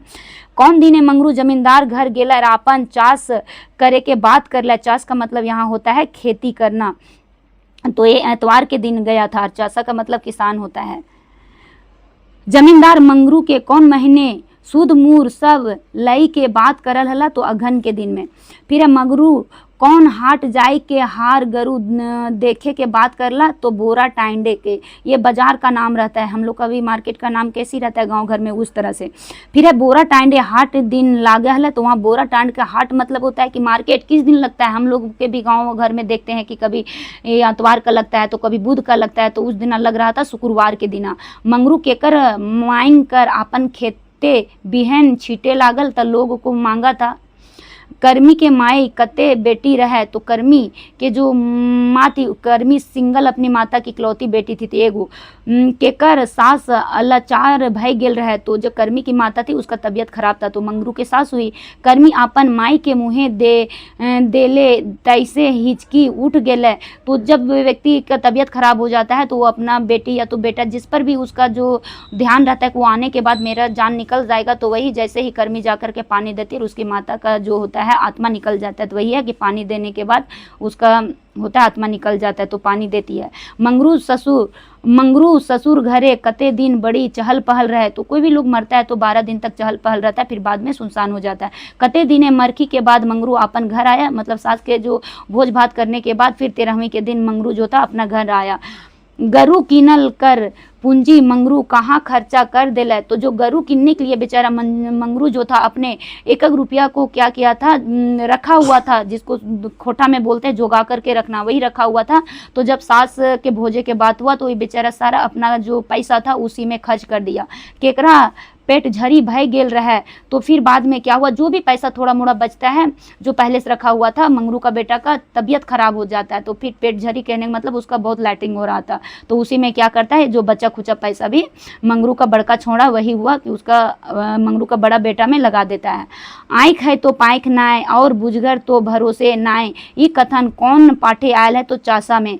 कर्मी मंगरू के बेच के गरु किनेल दल, मतलब कि कर्मी जो मंगरू के बीबी है वो क्या बेच के मंगरू के गरु किनने के लिए दी थी, तो अपन ब्याह के गहना। जब शादी में लोगों का गहना रहता है तो जब हस्बैंड का मुसीबत आता है तो अभी के ज़माने में जो स्त्रियां हैं, भारतीय स्त्रियां, वो क्या करती हैं कि अपना गहना बेच देती है और अपना पति के क्या करती साथ देती है। मंगरू कौन बाजारे बाटे गहना बेचे हल, तो मंगरू कहाँ जाके बेचा था, तो चास बाजार में। फिर हम कौन गहना भरखन धान कटनी चले लागल, तो यानी धान की कटाई कब होती, तो अगन में। फिर है चार बीड़ा पुआर और डिंडवाइल और खरिहाने बड़का चासा भय गेला, ई केकर बोलल लगे। जब मंगरू अपना खुद ये क्या बोलते हैं जमींदार से अपना ज़मीन ले लिया था, तो अपना खेत में खुद काम करने लगा था, तो जमींदार को तो जलन होने लगा था, तो इसीलिए वो स्टेटमेंट ये बोल रहा है कि जमींदारों को एक लोग जो था वो क्या किया था, इसको बोलने लगा था, जमींदार ही बोलने के लिए बोला था उसमें। मंगरू का कौन छौड़ा गिदरे के संगे कोरवनी झूरी झोर आइग तापेल हल, तो बड़का छौड़ा जब उसके माता पिता काम कर रहे थे, जो हम लोग बोलते हैं गांव देहात में खर्रे, जहाँ पे धान का मैसाई होता है, तो वहाँ पे माता पिता जब काम करते रहते हैं तो बच्चा लोग भी ठंडे के दिन रहता है तो आग जलाकर क्या करता है, वो अपना ठंड को भगाता है। मंगरू आर कर्मी केकरा खरिहाने देख रेख करे हल, तो बोल दी थी कि जैसे ही वहाँ पे धान की कटाई वगैरह होता है, धान जब पूरी तरह खलिहान में रहता है, धान को उसको पुआल से अलग करके घर में लाता है लोग, तो फिर वहाँ पे एक अपना बच्चे को छोड़ देता है, तुम देखना यहाँ पे धान, हम अभी इसको क्या कर रहे हैं, घर पहुँचा कर आ रहे हैं, तो वही अपना बेटा को। कौन कथवे डेंगी के सांप दई के पराई लागल, जमींदारे के लोग जलन होने लगा था। मंगरू खरिहाने कौन आग लगा दिया, तो फिर क्या होता है इस कहानी में कि जब मंगरू को इस धान का पैदावार दे के उसको जमींदार को जलन होता है और अपना लोग को भेज देता है आग लगाने के लिए, तो वो वही लोग क्या करते हैं, जमींदारे के लोग मंगरू के खलिहाने आग लगा देता है। कहकर हुकुम मंगरू के खेते आग लग दियल है। तो जमींदार हुकुम करता है अपने गाँव अपना लोग को, और वही आग लगा देता है। ये अधिकार के लड़ाई है हमनी जनी जानतो पीछो नाय, ये केकर बोलल लागे कर्मी चासा शब्द, कर्मी बोली थी। चासा शब्द कर माने क्या होता है, तो चासा, चासा यहाँ हुआ किसान, और चास मतलब होता है खेती। मंगरू के चास मोरल, मंगरू के सास मोरले भौजी की भेल हलै, तो दाल रोटी बूंदिया भोल भेलई साढ़ साड़ीन छाड़ल गेल हलै। ये सभी भोज भात में वहाँ पे क्या करता है, नेक लगता है, यही सब है। हमारा खाली बदनाम करे खातिर तोहनी ऐसन कहा है, ये केकर बोलल है। जब ये मंगरू और उसकी बीबी कर्मी जाके बोलने लगी थी कि आप लोग मेरा खलिहान में क्यों आग लगा दिए, तो वही ये जमींदार बोला था कि हम ऐसा नहीं करेंगे। मंगरू के चासा करे के मत के दिया था कि आप अपने से खेती करिए। चासा मतलब होता है किसान, किसान और चास खेती होता है। तो कर्मी बोली थी मंगरू जमींदार घरे के की कर रहल है, तो मुनीस खटा हल है। एकर में कुछ पूछे हो तो उन्हीं के करे लोग लागत ही कहनी के कर है। तो जमींदार के ये स्टेटमेंट था यहाँ पे। अब ये चासा कहानी था यहाँ पे खत्म हो गया। अब अगला जो आप लोग का कहानी है 5वां नंबर का है परपन सर्टिफिकेट। ये लेख है, ये कहानी नहीं है, लेख है। तो इसके बारे में अब हम बताएंगे, और हम बहुत सिंपल शॉर्टकट में बताएंगे। जहाँ थोड़ा हमको लगेगा कि नहीं एक्सप्लेन कर देना चाहिए उस जगह पे करेंगे, नहीं तो बहुत लंबा हो जाएगा। परपन सर्टिफिकेट लेख के लेखक है तो अमर कुमार। परपन सर्टिफिकेट लेख कौन किताबे इजराइल है, खोटा गद्यपद संग्रह। परपन सर्टिफिकेट कौन रकमे के पाठ लागे, तो लेख है। परपन सर्टिफिकेट लेख कौन रकमे के रचना लागे, फिंगाटी। अमर कुमार जी जन्म बच्छर है 1948। अमर कुमार जी के जन्म ठाव है चंडीपुर बोकारो। अमर कुमार जी के बापे का नाम है लाना झा। अमर कुमार जी के बापे का नाम है लाना झा। अमर कुमार जी के माई का नाम कुंबा देवी। अमर कुमार जी पैसा से रहे बिजली मिस्त्री। राहुल ग्रंथालय के संचालन करता रहे अमर कुमार। कार दोष नामे के एगो बंगला नाटके उल्था करतीन अमर कुमार। कतना लेखक के उम्र रहे जखन बड़का विद्यालय यानी कॉलेज में नाम लिखे, यानी जिस समय इनका एज कितना था कि जिस समय के ये विद्यालय में एडमिशन कराए थे, तो 14 बछरे के उसका लड़का का एज था। लखे के कैगो दादा रहे, तो 2 गो। लेखक के 2 गो दादा के कॉलेजवे के कतना दशक के आगू भर्ती भैल गेल रहे, तो 8 दशक के आगू। लेखक के माई कौन सबके अपमान नाई होवे दिए के बात करा हलतीन, तब पंडित सब के। लेखक कते किस्म के परीक्षा पास कर ले हला, तो 2। लेखक कौन बकरे के धर्मे के मत्ती रखवैया हला, तो सनातनी। यह तन 20 की बेलरी गुरु अमृत की खान, सी दिए गुरु मिले तो सभी सस्ता जान। ई पांति कौन से पाठ में आया है, तो ये लिखा हुआ रहेगा, तो ये परपन सर्टिफिकेट में आया। परपन सर्टिफिकेट का माने क्या होता है, बेकार नकली सर्टिफिकेट। फिर होता लेखक की वाई के आपन गांव के बड़का बुजुर्ग के बन गेल रहे, तो बोर्ड कॉलेजे के नाम लिखाए कर और आपन सर्टिफिकेट पा करके। परपन सर्टिफिकेट लेख में केकर तुलना करल गेल है, तो बेकार सर्टिफिकेट और वास्तविक छिक छाक बीच। परपन सर्टिफिकेट कैसन रचना लागे, तो लेख है। लेखक के रुआ रुआ की जान के कुर्चलक, तो कॉलेजे में भर्ती होवे के सुन के। परपन सर्टिफिकेट जोर लेके केकर तक अपन घमैये दिए पारे, तो बोर्ड धर्मी ऑफिसर मिनिस्टर बड़ हकीम हुकुम।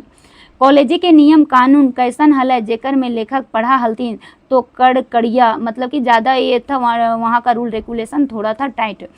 लेखक परपन सर्टिफिकेट पाई के की बन गेला, तो बड़का कुजेक। परपन सर्टिफिकेट लेखक में जैर भाव की है, तो शिक्षक माने एगो नाव मानुष गढ़े के चाही। पढ़ाई कर माने छूछे सर्टिफिकेट पावे ना चाही। शिक्षक माने नावा प्रगतिशील विचार होवे के चाहिए। यहाँ परपन सर्टिफिकेट कहने का मतलब है ना कि सिर्फ सर्टिफिकेट पाने से ही लोगों का कुछ नहीं होता है। शिक्षक का माने उसका ना अच्छा सा विचार भी अच्छे विचार होना चाहिए। फिर पढ़ाई में भी वो सिर्फ पढ़ाई में सर्टिफिकेट पाने से कुछ नहीं होता है, प्रगतिशील विचारधारा आना चाहिए टीचर को, वही चीज़ हो रहा है। लेखक केकर पुछ लिथिन जे की फर दुआई के ऊपर अर्जल है, परपन सर्टिफिकेट की करल जीतै। तो एगो पुराना डिग्री वाला था। लेखक गोला के गुड़ाइत करते करते अनसाई एक बकाए की ले गेला। तो लेखक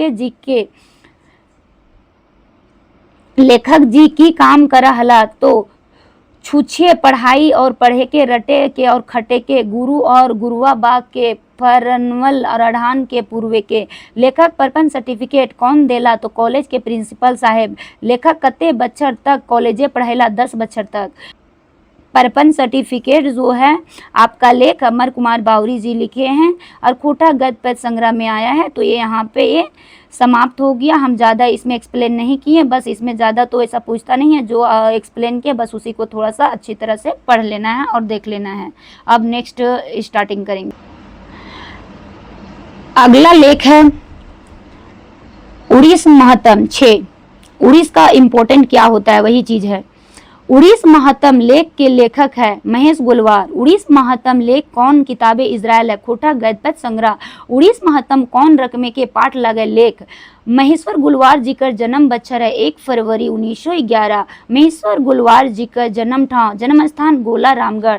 महेश्वर गुलवार जी कौन बछरे कोडरमा मिडिल स्कूल मास्टरी शुरू करल थीन? तो 1941 में।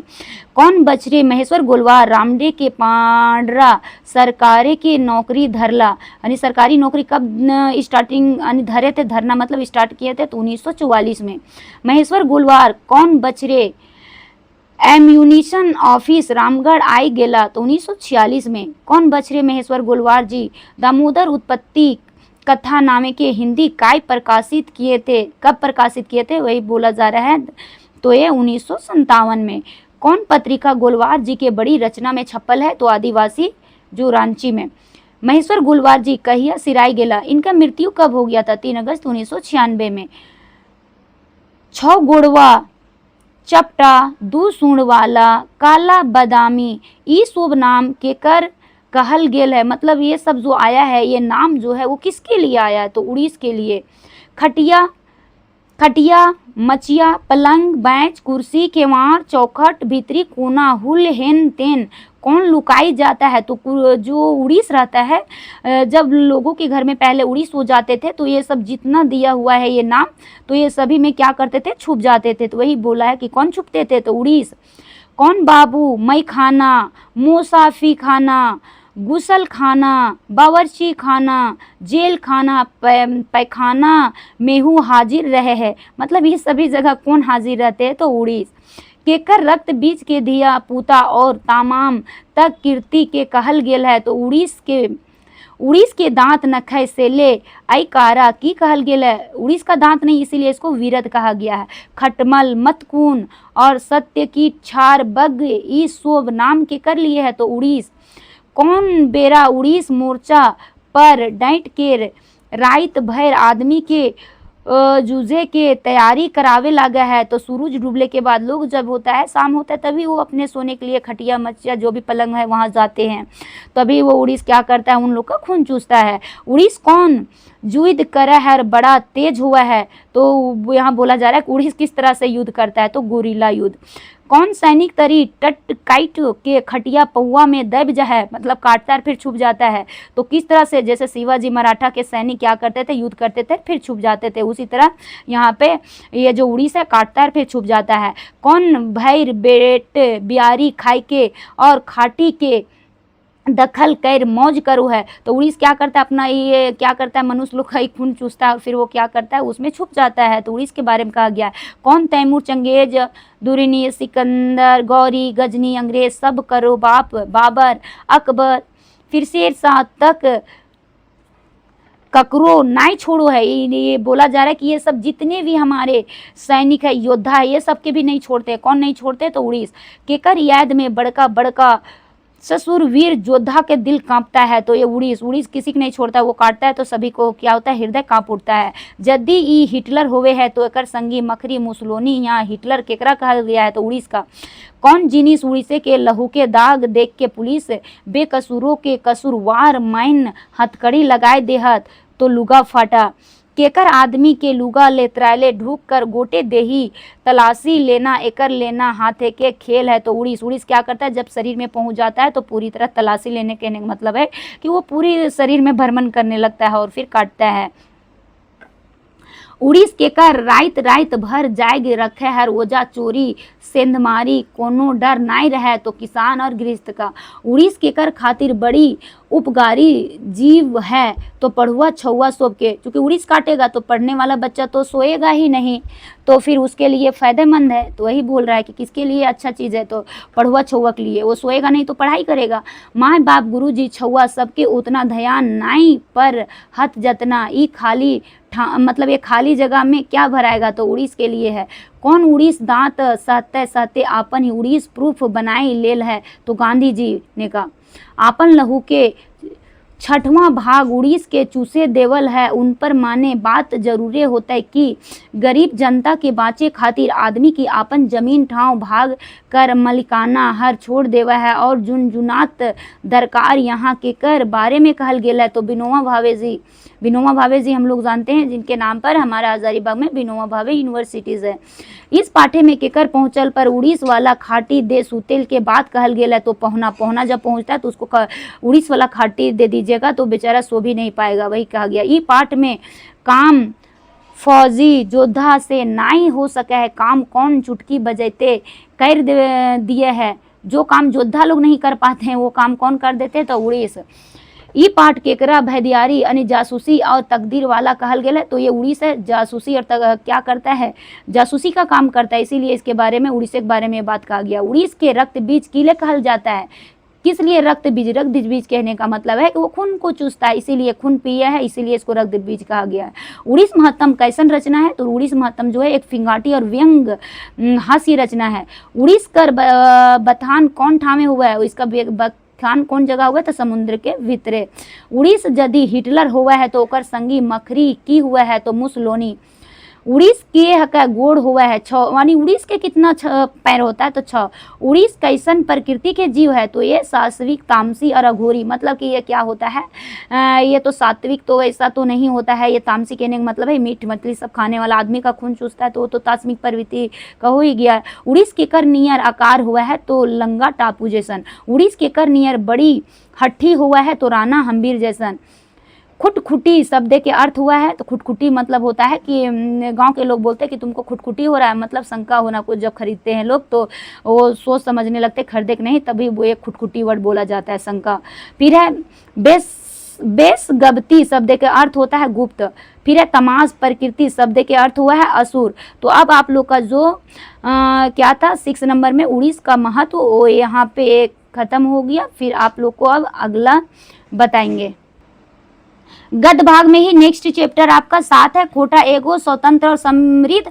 तो इसमें जो है गद्य भाग में हम देखते हैं कि इसमें कहानी भी रहता है, लेख भी रहता है और आपका ये कान की भी है। तो ये भी क्या है, खोटा एगो स्वतंत्र और समृद्ध भाषा, ये लेख है।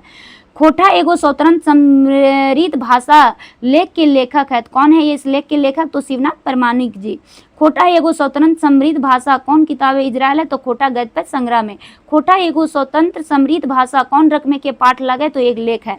शिवनाथ परमाणिक जी का जन्म बच्चर है, तो 13 जनवरी 1950 में। शिवनाथ परमाणिक जी के जन्म ठाव है बैदमारा बोकारो। शिवनाथ परमाणिक जी के बापे का नाम है मुरलीधर परमाणिक। शिवनाथ परमाणिक जी का माई का नाम है तिनकी देवी। साहित्यिक सेवा खातिर चतरा बाटे ले शिवनाथ परमाणिक जी कौन पुरस्कार मिलल था, तो परिवर्तन विशेष पुरस्कार। साहित्य के सेवा खातिर जमशेदपुर बाटे ले परमाणिक जी कौन पुरस्कार मिलल रहे, तो काव्य भूषण की उपाधि। शिवनाथ परमाणिक जी का मूल रूप है की लागत, मतलब ये क्या है, तो ये कवि है। रुसल पुटूस के संपादक कौन है, तो ये के संपादक रहे, तो शिवनाथ परमाणिक जी। शिवनाथ परमाणिक जी को बोकारो कारखानाएं कौन बच्चर नौकरी लागल है, मतलब कब इसका नौकरी हुआ था बोकारो कारखाना में, तो 1968 में, 1968 में। ई लेख लेतारे कते बच्चर आगू खोटा एगो बोली रहा है, तो 25 वर्ष पहले क्या था, खोटा एगो बोली था। खोटा भाषा क्षेत्रफल मोटा मोटी कितना है, मतलब कितनी भाषा में कितनी क्षेत्रफल में खोटा मोटा मोटी बोला जाता है, तो 31,000 वर्ग किलोमीटर में। खोटा कते लोग सभी इनके आपन मातृभाषा है, कितने लोगों का जो मैकोरवा भाषा बोला जाता है, हम लोग तो मातृभाषा मदर टंग में जो बोल देते हैं कि हिंदी है, लेकिन ये हमारा रीजनल लैंग्वेज में देखा जाए तो 1 करोड़। बद्रिके ठेर ठेरी एखन खातिर इंजोर से कौन खोटा शब्द के जन्म हुआ है, तो मल्लिका। झरझरे पानी बूंद बूंद झरझरे पाते गिरले से कौन खोटा शब्द के जन्म हुआ है, तो टप टपा रप रपा। गाछ से झाप देले से कौन शब्द बने हैं, तो झरपट। केवार लगवैले से कौन शब्द बन जा है, हड़स। एह डिंडा ओह डिंडा चल पोखर पिंडा आइन देबो चीठा माटी लेस देबो पिंडा। ये पंक्ति दिया हुआ रहेगा और बोलेगा कि किस में आया है, किस पाठ में आया है, तो खोटा एगो स्वतंत्र समृद्ध भाषा में। ई पाठे बिरहोर जात कौन परिवार ले त्रायल है, तो यानी बिरहोर जात को कौन सा भाषा परिवार से आए हैं, तो द्रविड़। खोटा कौन परिवार के भाषा संग मिल मिसी तनी भेजताई है, तो ये आर्य परिवार, जिसको हिंदी में बोलते हैं आर्य, वही खोटा में आर्य परिवार लिखा हुआ है। कौन भाषा वैज्ञानिकी के मते खोटा की जैर बुंदा खरोष्टी पुराना संस्कृत से लियल गेल है, तो ये एके झा। खोटा भाषा मुलायम धनी और ताजगी एवं जीवन शक्ति से भरी हुई नदी की समान है, जो प्राचीन संस्कृति भाषा से बिल्कुल ही अलग है। ये कथन केकर लागे, ये इतना ऐसा पंक्ति दिया हुआ रहेगा और बोल दिया जाएगा कि ये स्टेटमेंट, ये पंक्ति था किनका बोला हुआ था, तो चतुर्भुज साहू। खोटा एगो स्वतंत्र समृद्ध भाषा कैसन लेख लागे, तो ये भाषिक है। वो की चिन्ह हमारा लेख आँखी चील गीत लकरा, ये केकर कविता के पाता है, बोलेगा इस जो वर्ड लिखा हुआ है ये किस कविता के पंक्ति हैं, तो श्रीनिवास पानूरी जी का पंक्ति हैं। खोटा एगो स्वतंत्र भाषा लेख के अनुसार एक खोटा की है, तो ये लेखक के अनुसार एगो स्वतंत्र भाषा हकै। जे करिले कांड धनुष से करिले कमल कैर कांट गेल गारी कलम कर ही आयले बलमा। ये केकर कविता का पंक्ति है, तो ये पंक्ति शिवनाथ परमाणिक जी के कविता का है। यहाँ खोटा एगो स्वतंत्र और समृद्ध भाषा का एक्सप्लेनेशन जो शॉर्ट में हम कर रहे हैं आप लोग के लिए क्विक रिवीजन, ये एंड हुआ। अब आगे आप लोग का फिर 8 में पढ़ाएंगे, 8 चैप्टर में क्या है वो। अब 8 में आपका है बरवा अड्डा आखे बोर, तो इसमें अब देखने के लिए मिलेगा कहानी पढ़ लिए, लेख भी पढ़ लिए, और संस्मरण पढ़ना है। संस्मरण में किसी व्यक्ति के जीवनी ये सब लिखा हुआ रहता है। बरवा अड्डा आखे बोर लिखल संस्मरण लागे, कौन लिखे थे, तो शांति भारत जी। बरवा अड्डा आखे बोर कौन किताबे इजराइल है, मतलब कौन से किताब में ये आया है, तो खोटा गद्य संग्रह में। बरवा अड्डा आखे बोर कौन रकमे के पाठ है, तो ये संस्मरण है। बरवा अड्डा आखे बोर कौन साहित्यकार के आयद में लिखल गया है, मतलब कौन से साहित्यकार के लिखा गया है, तो श्रीनिवास पानूरी जी का। खोटा पहल संस्मरण कौन है, तो बरवा अड्डा आखे बोर। शांति भारत के जन्म बच्छर है 6 अप्रैल 1965। बोर शब्द के अर्थ क्या होता है, तो बोर शब्द यहाँ बोर बोला जाता है बरगद का पेड़, इंग्लिश में बनियान ट्रीज बोलते हैं। शांति भारत टावर टेकान करल खोटा भाषा के कौन विधा के ठावे करल गेल, तो एके झा बोकारो। शांति भारत जी केकर संपत्ति आय के खोटा साहित्य लेखक के एगो लौतन हुई जागल, तो एके झा। शांति भारत जी का जन्म ठाव चौपान गांव बोकारो। शांति भारत जी के माए के नाम की है, तो रत्नी देवी। शांति भारत जी कर के बापे का नाम कुंजू महतो। संस्मरण साहित्य विकासे कौन पत्रिकाएं सोबले बेसी योगदान है, तो ये लुआठी पत्रिका में देखा गया। कौन बेकत प्राणी चाहे घटना बबते लिखल मन परवा बात कहल गेल है, तो संस्मरण में। खोटा के संस्मरण साहित्य सोबले पहिल कहिया छपल रहा है, तो 1989 में। शांति भारत जी बोकारो इस्पात कारखाना में कौन काम करो हलत, तो सुरक्षा निरीक्षक। श्रीनिवास पानूरी जी मुख्य रूप से कौन विचारधारा के कविता बोला जाता है, एग्जाम में आएगा क्वेश्चन कि ये श्रीनिवास पानूरी जी जो थे वो किस तरह के विचारधारा के कवि थे, तो साम्यवादी। खोटा विश्व साहित्य के जनक केकरा कहल गया है, तो श्रीनिवास पानूरी जी के। श्रीनिवास पानूरी जी के जन्मदिन खोटा के समाजे के कौन दिवस के रूप में मनाया जाता है। जैसे यहाँ बोला गया कि जिस दिन श्रीनिवास पानूरी जी के जन्म हुआ था तो खोटा में ये कौन से दिवस के रूप में मनाया गया है, तो हम लोग मनाते हैं खोटा दिवस के रूप में। पुरानी जयंती शताब्दी समारोह कहिया मनवल गेल है, तो 25 दिसंबर 2020। रांची प्रेस क्लब में ये स्टार्टिंग हुआ था 25 दिसंबर 2020 से। पानूरी जी जयंती शताब्दी में केकरा केकरा खोटा साहित्यकार और श्रीनिवास पानूरी जी स्मृति सम्मान से सम्मानित करल गेल है, तो श्रीनिवास परमानी और पंचम महतो के इस दिन 25 दिसंबर 2020 को किया गया था सम्मानित। खोटा साहित्य बढ़वे खातिर पानूरी जी कौन कौन किताबें के खोटा उल्था उल्था किए हैं, तो मेघदूत और उद्भासल कर्ण। पानूरी जी के निर्धन खोटा समाजे के की भैल बतवल गेल है, तो टूअर भय गेला। जब श्रीनिवास पानूरी जी का मृत्यु हो गया था तो यहाँ लेखकों का जो खोटा लेखक है उनका कहना था कि हम लोग क्या हुए, टूअर हो गए हैं। जैसे किसी आदमी का मृत्यु हो जाता है तो उसका बच्चा को लोग बोलता है कि अब क्या हो गया, टूअर हो गया। खोटा भाषा के सूरज केकरा कहल गया है, सूरज कहल गया है श्रीनिवास पानूरी जी को। झारखंड में भाषा कर्मी मायधे श्रीनिवास पानूरी जी केकर नाम बतियले हलथिन, तो रामदयाल मुंडा जी बोले थे। और शांति भारत कौन पत्रिका है श्रीनिवास पानूरी जी के बारे में जानला, तो तितकी पत्रिका में।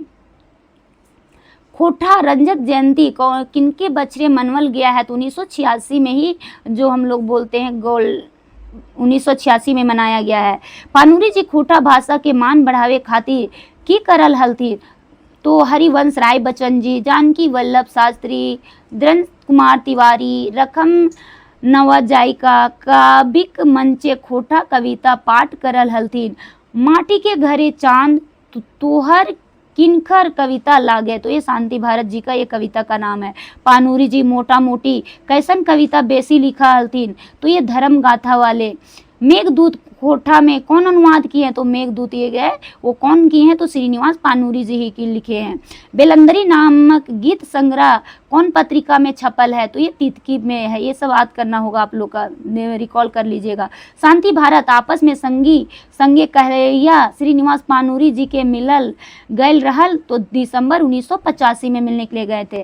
श्रीनिवास पानूरी जी के पहली बार भेंट कैसे शांति भारत के संगे कौन कौन गेल हला, तो श्रीनिवास शिवनाथ परमानिक और बंसीलाल बंसी जी। पानूरी जी मिले समये की कहल हत कि रूसल पुटूस कर पांडुलिपि। पानूरी जी आंगने कौन गाछ हलै, तो पानूरी जी के आंगने शिवनाथ पानूरी जी जो है उनके आंगने श्रीनिवास पानूरी जी के आंगने में बोर गाछ था। रूसल पुटूस के संपादक है शिवनाथ परमानिक जी। और एखन हम नाय मारबो हर दिन आवे के दरकार नाय हो, तुहनी के कृति अब दमुद्री के कुराई के छप्पल के बादे हम मरबो, ये कौन बोले थे, तो ये सभी जो मिलने के लिए गए थे हमारे लेखक लोग खोटा के, तो श्रीनिवास पानूरी जी उन लोग से बात बुक करते थे कि अभी हम नहीं मरेंगे, जब ये दमुद्री के कुराई छपेगा तभी हम मरेंगे। केकर कहल गेला कि तोहनी के खोटा साहित्य के सेवा करा, ईटा जायनी के बड़ी बेस लागत, तो श्रीनिवास पानूरी जी अपने ही साथियों जो लेखक थे उन लोग से बात किए थे। कवि जी के नाम में से प्रसिद्ध कौन है, तो श्रीनिवास पानूरी जी कवि के नाम से भी फेमस है। श्रीनिवास पानूरी जी के विचार की है तो कम्युनिस्ट। हमरा बुझायल जैसे 30 बच्चर खोटा अतीत आई मानुष रूपे हमनी के नजदीके प्रगट भई गेल है। ई कौन और केकर कहल है, तो शांति भारत ने श्रीनिवास पानूरी जी से कहले। जैसे दो दोस्त आपस में मिलते हैं तो बातें करते, उसी तरह दो राइटर के लेखक थे आपस में मिलकर बातें करे थे। आज नहीं तो कल हमर बात माने हो तो घोड़े के कांटा रायते धरे टाने हो, तो कहीं लिखा हुआ रहता मुँहे धरी टाने हो, तो एक एकर कथन है तो श्रीनिवास पानूरी जी के। कवि जी के धर्मे के बाटे तोहर एटे टान हो, ये कौन और केकर कहल गेला, तो श्री शांति भारत के पानूरी जी खातिर श्रीनिवास पानूरी जी कहिया सिराय गेला, मतलब कि कब इनका मृत्यु हो गया था, तो 7 अक्टूबर 1986 में। जन्म और मृत्यु तो एकदम आप लोग का मुंह में होने ही चाहिए याद। श्रीनिवास पानूरी जी का सिरायल खबर शांति भारत के कैसे मिलल था, तो शांति भारत जी को जो था कि पानूरी जी मर गए, तो ये खबर था मिला हुआ था कैसे, तो अखबार से मिला था। अब बोरवा अड्डा के आखे बोर ये संस्मरण यहाँ पे एंड हुआ। फिर नेक्स्ट जो चैप्टर है वो फिर स्टार्ट करेंगे।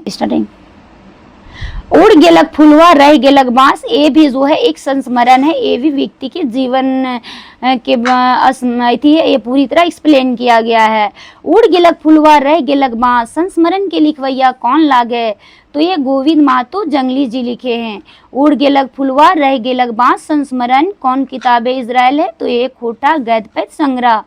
उड़ गेलक फुलवा रह गेलक बांस, कौन रकमे के पाठ लागे, तो ये संस्मरण है।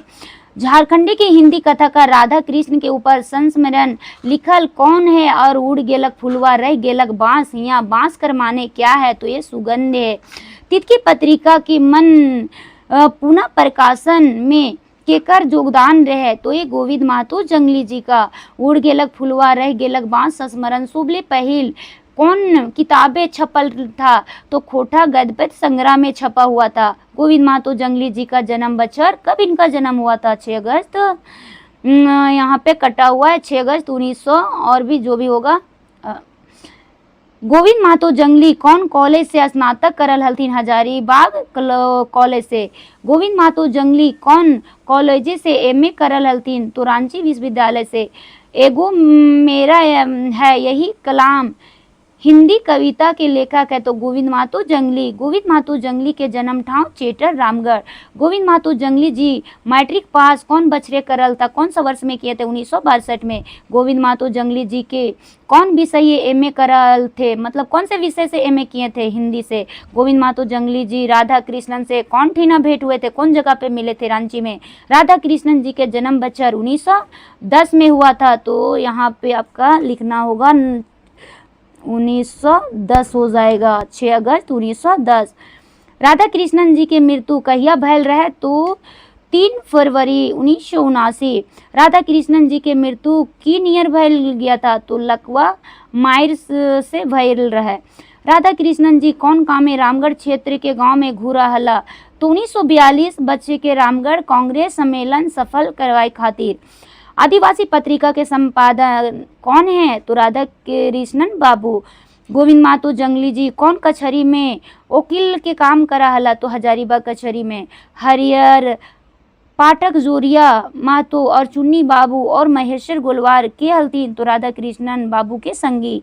राधा कृष्णन जी रांची रेडियो से कौन कारण से खुश नहीं हलतीन, तो अफसर शाही देख के।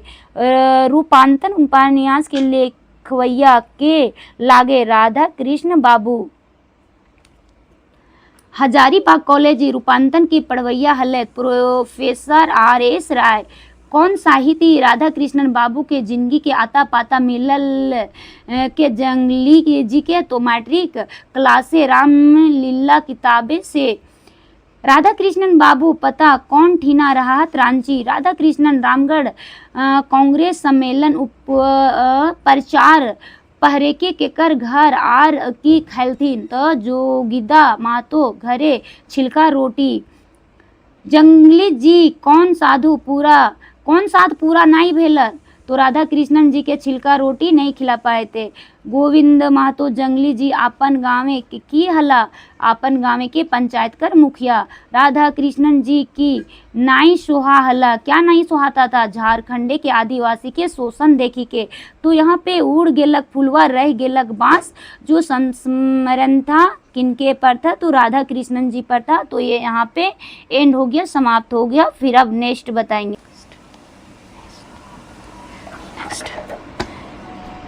नेक्स्ट आपका जो अगला है वो 10 में है, दार्जिलिंग और गंगटोक के यात्रा। ये यात्रा वृत्तांत है। तो आप लोग ने क्या पढ़ा, कहानी पढ़ा, लेख पढ़ा, संस्मरण पढ़ा, और अब जो है 10वां जो है वो यात्रा वृत्तांत है, जो भ्रमण के लिए जाते हैं, शैक्षणिक भ्रमण के लिए। तो दार्जिलिंग और गंगटोक यात्रा केकर लिखल लागे, तो चतुर्भुज साहू। दार्जिलिंग और गंगटोक यात्रा कौन किताबे इज़राइल है, खोटा गद्य पद्य संग्रह। दार्जिलिंग और गंगटोक यात्रा कौन रकमे के पाठ लागे, यात्रा वृत्तांत। खोटा सबले पहिल कौन किताबे यात्रा वृत्तांत छपल रहे, तो खोटा गद्य पद्य संग्रह। खोटा पहिल यात्रा कारण के लागत, तो चतुर्भुज साहू। कौन कॉलेज संगी पहली बार प्रोफेसर चतुर्भुज साहू दार्जिलिंग और गंगटोक यात्रा के बात करल है, तो घाटशिला कॉलेज। कौन कॉलेज संगे दूसरा बार प्रोफेसर चतुर्भुज साहू दार्जिलिंग और गंगटोक जाके बात करल हल? तो गिरिडीह कॉलेज। चतुर्भुज साहू कर जन्म भेल था तो 3 जनवरी 1950 साकुल गांव पतरातू रामगढ़ में। दार्जिलिंग और गंगटोक के यात्रा पहल बेर कौन बचर गेल है? तो 1983 में। दार्जिलिंग और गंगटोक के यात्रा दूसरा बेर कब गए कौन बच्चर गेल थे, कब गया हुआ था? तो 1984 में। चतुर्भुज साहू कौन विषय के प्रोफेसर हलक? तो मानव विज्ञान। प्रोफेसर चतुर्भुज साहू के ककरा लाइके दार्जिलिंग और गंगटोक यात्रा करा हलथिन? तो कॉलेज के विद्यार्थी को। यात्रा कैगो विद्यार्थी गेल रहा? तो 30 गो। यात्रा से पहल कॉलेजे आंगना कैगो विद्यार्थी कम जुटल? तो 9 ठो कम ही जुटे थे। दार्जिलिंग के यात्रा सबसे पहल कौन ठाव मिला है? तो हावड़ा स्टेशन में। दार्जिलिंग और गंगटोक के यात्रा सबसे आगू कौन ट्रेन चढ़ला? तो हावड़ा बम्बई एक्सप्रेस। हावड़ा स्टेशन कते विद्यार्थी हेराई गेल रहा था? तो हावड़ा स्टेशन था वहाँ पे विद्यार्थी हेराई कहने का मतलब है वहाँ गुम हो गए थे, तो 3 ठो भुला गए थे। फूले की नगरी केकरा कहल गया है? तो ये सिक्किम को कहा गया है। गंगटोक जाय के कौन नदी के कछारे जाई पड़ा हल? तो तीस्ता नदी। दार्जिलिंग पहुँचे के पहल लोकिन कौन ठीना पहुँचला? तो सिलीगुड़ी। करसियांग पहाड़ी स्टेशन दार्जिलिंग और कते दूर हल? तो 22 किलोमीटर।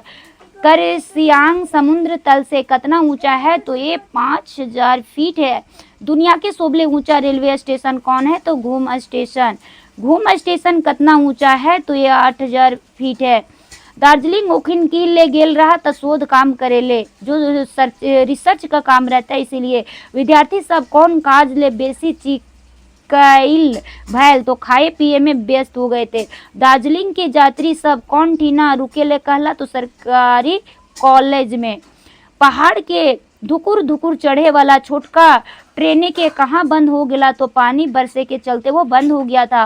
भारतीय के सीआईडी क्षेत्र बनल नाम जात का दवाई फैक्ट्री कौन दवाई बनल है? तो पेनिसिलिन। कौन सहारे दुनिया के सोबले बोर्ड बुद्धि मूर्ति है? तो घूम है। अब यहाँ पे दार्जिलिंग और गंगटोक के जो यात्रा है वो यहाँ पे एंड हो गया। अब अगला जो आपका नेक्स्ट चैप्टर स्टार्टिंग करेंगे वो आपका है पूटी और पालू। पूटी और पालू एक शब्द चित्र है, किस तरह से दोनों का हस्बैंड वाइफ का है उस तरह से है। पूटी और पालू शब्द चित्र कर लिखवैया एक के झा है। पूटी और पालू शब्द चित्र कौन किताबे इजराइल है? खोटा गद्य संग्रह। पूटी और पालू कौन रकम में पाठ लगे? तो शब्द चित्र है। पूटी और पालू शब्द चित्र में कौन किताबे इजराइल है? तो खोटा गद्य संग्रह में। पूटी हक है, तो पूटी यहाँ पे कौन सा पात्र है? यहाँ हम बताए थे हस्बैंड वाइफ के बारे में वर्णन है, दोनों का पात्र का एक्सप्लेन यहाँ किया गया। तो पूटी जो है एक जनी पात्र कहने का मतलब है कि महिला का पात्र है, और जो पालू है वो मर्द का पात्र यानी कि जेंट्स का पात्र है, आदमी का, उसका हस्बैंड का। पूटी के पालू से कैसन नाता हल है? तो यहाँ पूटी देख रहे हैं जनी है, तो पालू का कौन हुए? तो जनी मर्द यानी हस्बैंड वाइफ थे। पूटी और पालू शब्द चित्रे कैसन समाज कर वर्णन करल गेल है? तो नारी शोषक पुरुष प्रधान का, कि किस प्रकार से पुरुष जो है नारी को शोषण करते, वही है इसमें। पालू का पूरा नाम क्या रहे? तो पालू यहाँ है पालक का। पूटी और पालू पाटे दुइयों के एके संगे रहे के बाद कते बछर कहल गेल था? तो 16 बछर, 16 साल। ई पाठे के जायर खाइले रहत? तो पूटी। ई पाठे केकर ले कहल गेल है कि दामे खूब सोचता भेटक कामे खूब खास्ता? पालक साग का। फिर है ऋतु रिपु और कुथु रेंगटा रांधा कोया टूसू सुना गोबर थोमहा कुरई गुड़ ई सोब केकर संगी है? तो ये पूटी कर है जनी पात्र का। फिर है बुकुर केकर संगी कर नाम रहे? तो बुकुर ये पालू। जनी भाई के तोर एते मेजाज है जे हमें पानी देबू तो पीबे, ई बात के कर कहल गेल है? तो पूटी कर काका कर बेटा कर अपन बहू के। यहाँ दिखाया जाता है कि किस प्रकार से पुरुष जो है वो क्या करते हैं, औरतों पे अपना दबदबा जमाते हैं, वही इसमें वर्णन किया गया है। और पालू जो रहता है वो अपनी वाइफ को बहुत मानता है, लेकिन जो पूटी रहता है उसको पसंद नहीं लगता है कि इतना भी मानना हद से ज़्यादा। पूटी के कते उम्र भय गेल था? तो पूटी जो एक जनी पात्र है उसका 40 बछर से बेसी हो गया था। के अपन बापे हारे वैज्ञानिके नामे से घिन आए और गहरे के गदगदाइल देखले आयल रहे पूटी के जहर खाइले बादे की भैले तो बाँच गेले। फिर पूटी जो है क्या करती है, दवा खा लेती हैं, हद से ज़्यादा जो पालू रहता है इसका ख्याल रखते हैं इसीलिए। तो फिर है मौत खावा लोक तरी बा खाइर खावा गरु तरी, ई दुयो टाए आज भी ई कौन पाठे में आयल रहे तो पूटी और पालू, ये भी आपका खत्म हो। बड़का बुजुर्ग बिरसा, तो ये क्या है, तो एक जीवनी है, बिरसा मुंडा जी की जीवनी है। बड़का बुजुर्ग बिरसा जीवनी के लिखवैया कौन है, तो डॉक्टर ए.के. झा। बड़का बुजुर्ग के बिरसा जीवनी कौन किताबे इजरायल है, खोटा गद्य संग्रह। बड़का बुजुर्ग बिरसा कौन रकमे के पाठ लागे जीवनी। बिरसा मुंडा के बड़का बुजुर्ग के कहले हथिन, तो डॉक्टर ए.के. झा। बिरसा मुंडा महामानव के कहले हथिन, डॉक्टर ए.के. झा। बिरसा मुंडा भगवान के कहेटा साजिश कहले हथिन, तो डॉक्टर ए.के. झा। बिरसा मुंडा के जन्म बच्चर है 15 नवंबर 1875। बिरसा मुंडा जी के जन्म कौन ठीना भैल रहे, तो उल्हाती फुट्टी। बिरसा मुंडा के माए कर नाम करमी। बिरसा मुंडा कर बापे का नाम मतलब पिताजी का नाम सुगना मुंडा। बिरसा मुंडा के गिदर की नाम, गिदर के ने बच्चा का नाम गिदर में इनका क्या नाम था, बचपन का नाम दाऊद मुंडा। धरती आबा के कर उपनाम है, तो बिरसा मुंडा को हम जानते हैं कि धरती के आबा के नाम से भी। ए.के. झा की लेतरायले 25 बछरे बिरसा काम कतना बछरे के जिंदगी ले बेसी हलै, तो 500 बच्छर। बिरसा महान क्रांतिकारी गुणटा धर्म प्रचारे के बुझवेटा भूल हलै, और ई कथन कौन कहलै, ए.के. झा। बिरसा के भगवान कहे के टा ओकर चरित्र हकर, ई कथन कौन कहलै, एन ई होरी। जेकर राइजे बेरो नाई डूबे तकरो हरनट कैर छोड़लक, ई कथन कौन कहले हला, ए.के. झा। बिरसा मुंडा के गुरु का नाम क्या था, इनके जो शिक्षक थे उनका क्या नाम था, आनंद पांडे। ये पाठे आयल शब्द में उबाइत पोखरे कर अर्थ क्या हुआ है, तो उबाइल पोखरे का मतलब होता है हैजा बीमारी। ये पाठे आयल शब्द फरफंदिया का अर्थ क्या होता है, फरफंदिया मतलब कि साजिश करना, जो गांव देहात में लोग करते हैं एक दूसरे का साजिश। ये पाठ आयल शब्द का करजी के साड़ा कर अर्थ क्या होता है, दिल की आवाज, करेजा का आवाज, करजी के साड़ा मतलब दिल की आवाज होता है हिंदी। ये पाठे आयल शब्द में रंभ तोरा कर अर्थ क्या होता है, तो प्रकाश। ये पाठ आयल शब्द में डांगर डेरका डांडी कर अर्थ क्या होता है, लंबी रेखा। केकर नियर बिरसा मुंडा क्रांति करवैया और भर पैटवा खियाई गेलक, तो गौतम बुद्ध। केकर कहल लगे बिरसा कोनो धर्म और प्रचार वाला लोक नाई हल्का, उ तोर एगो खूबे बड़का क्रांतिकारी रहलक और क्रांतिये हल्लक ओकर धर्मे, तो यह मोजेस गुड़िया। गोराम महाप्रभु और पंडरा प्रभु ककर कहल है अंग्रेजे के शासक। हुबगर लोकवैन अपने ही इतिहास बन जाहत, और ये कथन कौन पाठे में आयल है, तो बड़का बुजुर्ग बिरसा। मोरे के मुंद मरमे मातल बिरसा जगकर डरे फिरंगी फिरल हला, दिशा ई पांत कौन पाठ में आयला, तो बड़का बुजुर्ग के बिरसा में। बेपतरिया की बीर बनलक, जेकर राइजे बेरो ना डूबे तकलो हनरत ककरो छोड़लक, ये क्रांति रंफा तोर पाइते कौन पाठे आयल रहे, तो बड़का बुजुर्ग बिरसा। बिरसा मुंडा की मृत्यु कौन बच्चर हुआ था, कब इनका मृत्यु हो गया था, तो 9 जून 1900 ईस्वी को। बिरसा मुंडा कौन बीमारी से सिराई गेला, कौन से बीमारी से मर गए थे, तो हैजा। बिरसा मुंडा के गिरफ्तारी करे खातिर कते रुपया के इनाम दिया गया था, तो 500 रुपया को इनाम दिया गया था कि जो बिरसा मुंडा को पकड़ेंगे उसे 500 रुपया मिलेंगे। बिरसा मुंडा कौन ठीना सिराई गया, किस जगह पे इनका मृत्यु हुआ, तो रांची के जेल में। केकर गद्दारी के चलते बिरसा मुंडा गिरफ्तार कर गेला, तो कौन से गद्दारी, हर जगह पे एक ना एक गद्दार लोग रहता ही है, तभी हमारा गांव क्या होता है, पूरी तरह बर्बाद होता है। तो वो कौन थे, जगमोहन सिंह। अब जो बड़का बुजुर्ग बिरसा, जो बिरसा मुंडा जी का जीवनी था, वो यहाँ पे क्या हो गया, एंड हो गया। अब नेक्स्ट, अब 13 में जो है आपका पार्ट में शेख भिखारी। शेख भिखारी भी से एक क्रांतिकारी है, उनका जीवनी के बारे में एक्सप्लेनेशन है, और यहाँ भी बिरसा मुंडा का था। शेख भिखारी जीवनी के लिखवैया कौन है? तो ये कौन है? तो ये लिखवैया हाथ, तो इसी मतलब होता है शेख भिखारी जी का जीवनी के लिखवैया कौन है? तो पारसनाथ महतो। शेख भिखारी जी जीवनी में कौन किताबें इजराइल रहे? तो कौन किताब में इनका जीवनी इजराया हुआ है? तो खोटा गदपत संग्रह। शेख भिखारी जी कौन रकमे के पाठ लगे? तो ये जीवनी है। पारसनाथ महतो जी के जन्म ठाव लागे? तो हतवाल गांव उरमांझी। पारसनाथ महतो जी बापे कर नाम क्या है? तो जुब्बा महतो। पारसनाथ महतो जी कर माए कर नाम पंचमी देवी। पारसनाथ महतो कौन भाषा से एमए कर ले हलथिन? तब खोटा भाषा से। पारसनाथ महतो खोटा भाषा से एमए कहाँ से करलथिन? कहाँ से किए थे? तो रांची विश्वविद्यालय से। पारसनाथ महतो कौन कॉलेज उप प्राचार्य पदे हला? तो राम टहल चौधरी कॉलेज ओरमांझी रांची। शेख भिखारी की हलथिन? तो झारखंड के एगो वीर आजादी सेनानी। शेख भिखारी जी कर जन्म कहिया भेल रहे? तो 2 अक्टूबर 1819 में। शेख भिखारी जी कर जन्म ठाव कहाँ है? तो खुदिया लोटवा गांव सिकंदरी ओरमांझी रांची। शेख भिखारी जी जन्म कैसन परिवार हुआ था? तो नवजायज का परिवार है। शेख भिखारी जी कर बापे कर नाम क्या था? तो शेख बिलंदू। शेख भिखारी जी के ऊपर केकर प्रभाव हल है? तो शेख बिलंदू का। शेख जलाल के है? तो शेख भिखारी जी के दादाजी, आजा जिसको बोलते हैं। शेख भिखारी कौन सोब के कुटचाली और परिवार के सभे और सदस्य के मूल्य देले गईल हलै? तो ब्राह्मण पुरोहित। के गाछे के जैर तोर नुकाई सड़े खम्बाए खंड जंतर आपन आँखी देखा हलै? तो शेख बिलंदो। शेख बिलंदू के कर सरने रहल? तो काशीनाथ महतो के। शेख जलाल कौन गढ़ के चौकीदार रहला? तो आंगबरगढ़ के,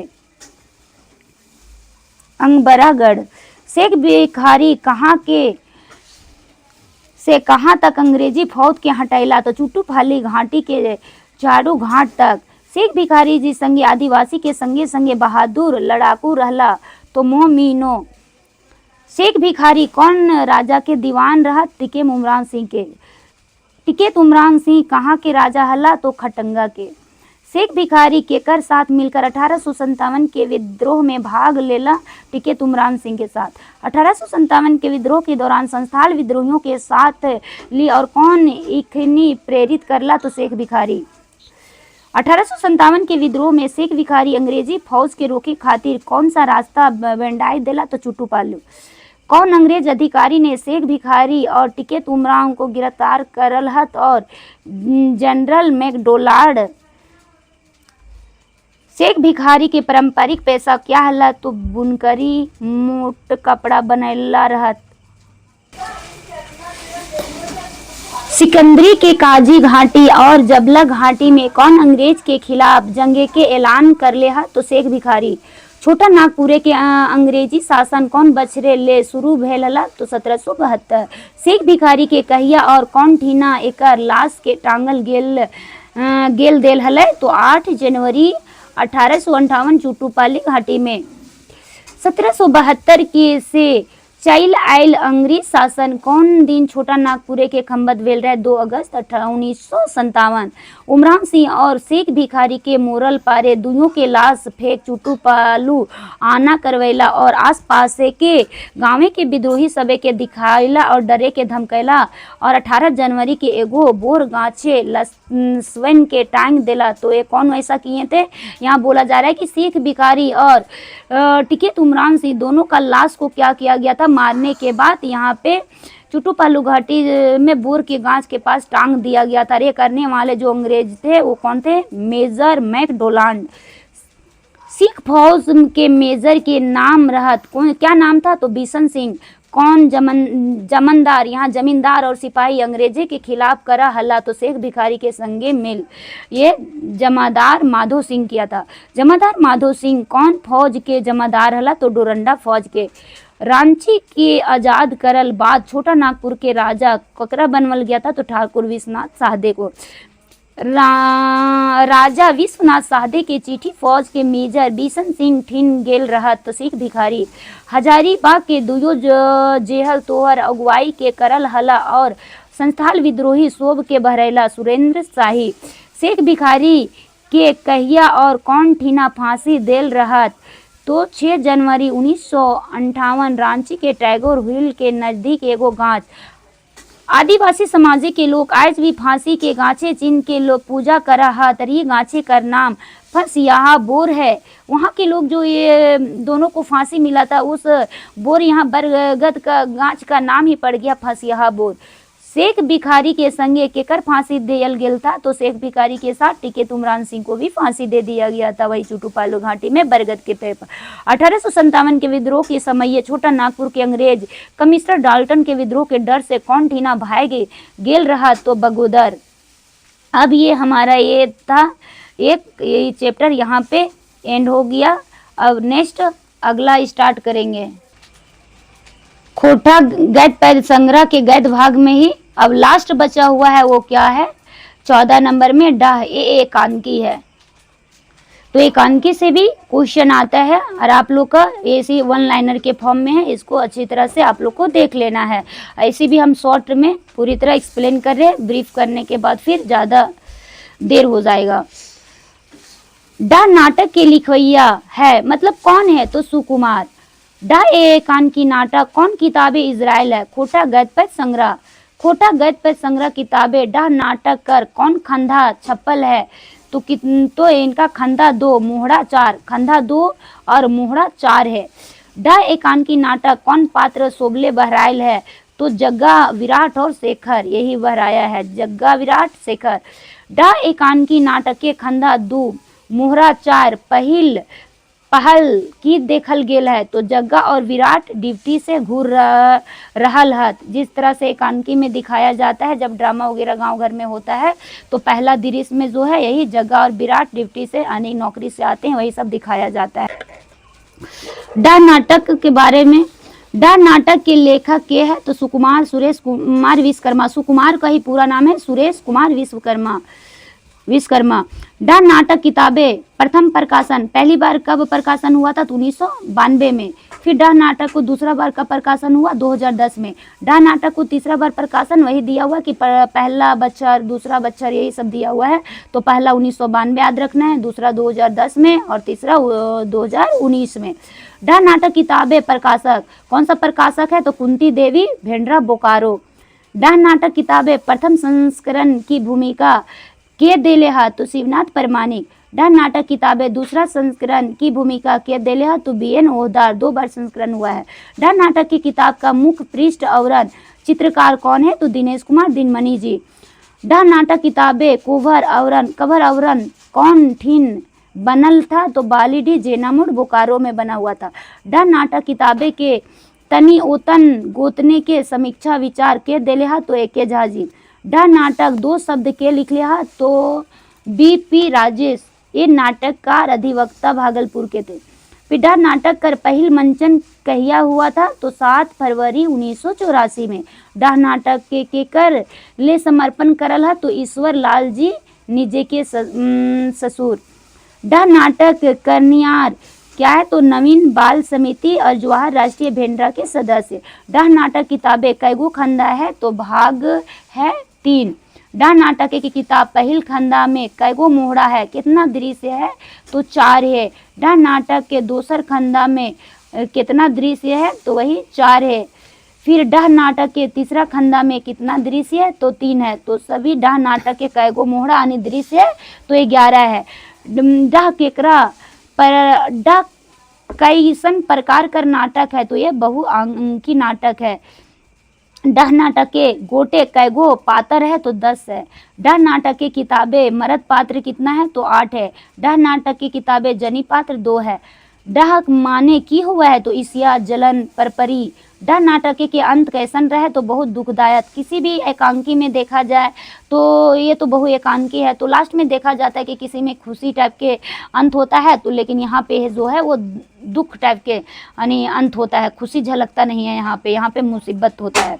डा नाटक के मुख्य पात्र कौन है तो मुख्य कौन है तो मुख्य पत्र जो होती है इसमें रोल किया है वो किसका है तो विवेक का। विवेक के छोटा भाई कौन रहता है तो शेखर। सेठ रेवती प्रसाद के है तो एक रेवती इंजीनियर के वर्कर्स के मालिक। ध्रुव सिंह के हला तो रेती इंजीनियर वर्कर्स के मैनेजर। विराट के हला तो एगो चलबाजी लड़का। जग्गा के हला तो कारखाना के सुपरवाइजर। गुप्ता जी के हला सरकारी वकील। बख्शी जी के हला तो दोसर बाटे के वकील, रचना के बहू हलै, विवेक के बहू पत्नी, बहू को ही पत्नी बोलते हैं। भावना केकर बहू हला तो विराट के बहू, बहू को ही पत्नी बोलते हैं। डाह नाटके के विवेक कर पूरा नाम की हला तो विवेक कुमार वर्मा, डाह नाटक के शेखर कर पूरा नाम क्या था तो शेखर कुमार वर्मा।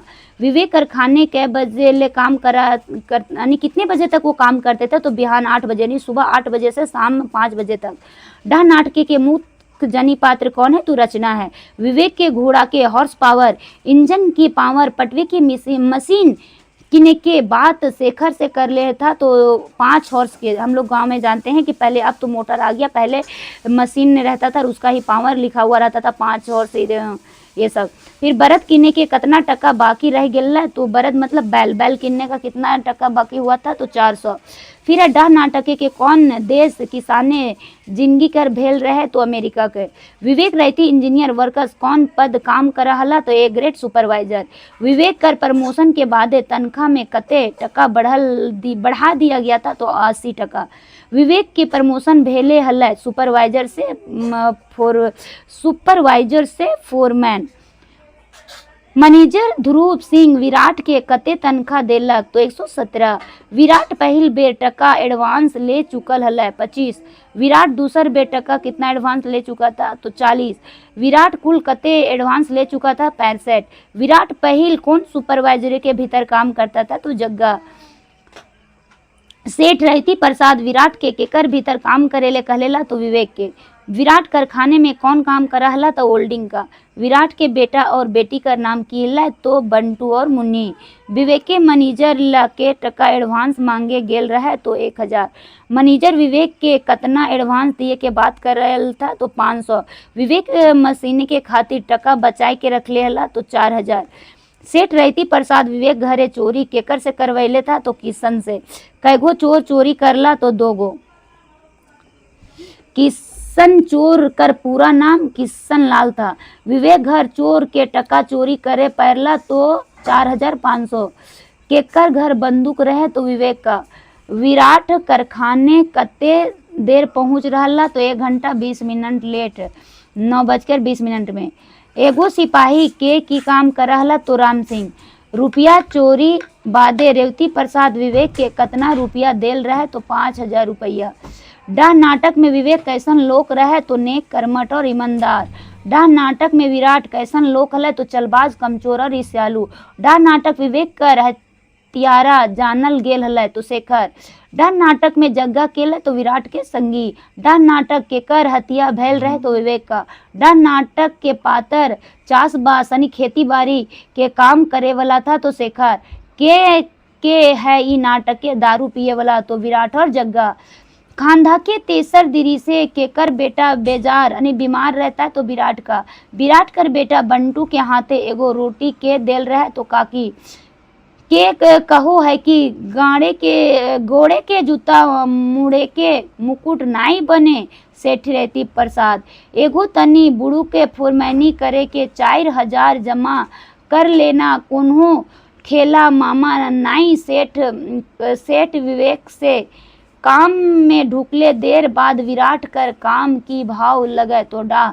विराट विवेक से बदला लिए खातिर कौन सा डहर अपनैला तो शेखर के विवेक कर विरोधे बहकैला और विवेक और शेखर के एकता के तोड़े के और शेखर और विवेक के मारे के भेव बतैला। मुदई माने की हुआ है दुश्मन। विराट विवेक के कौन जिनिस से मरेला तो पिस्तौल से।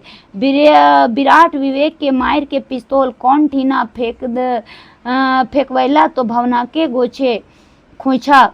विवेक के मारल दोषे जहर के गेल रहे तो जेल कौन गया था शेखर।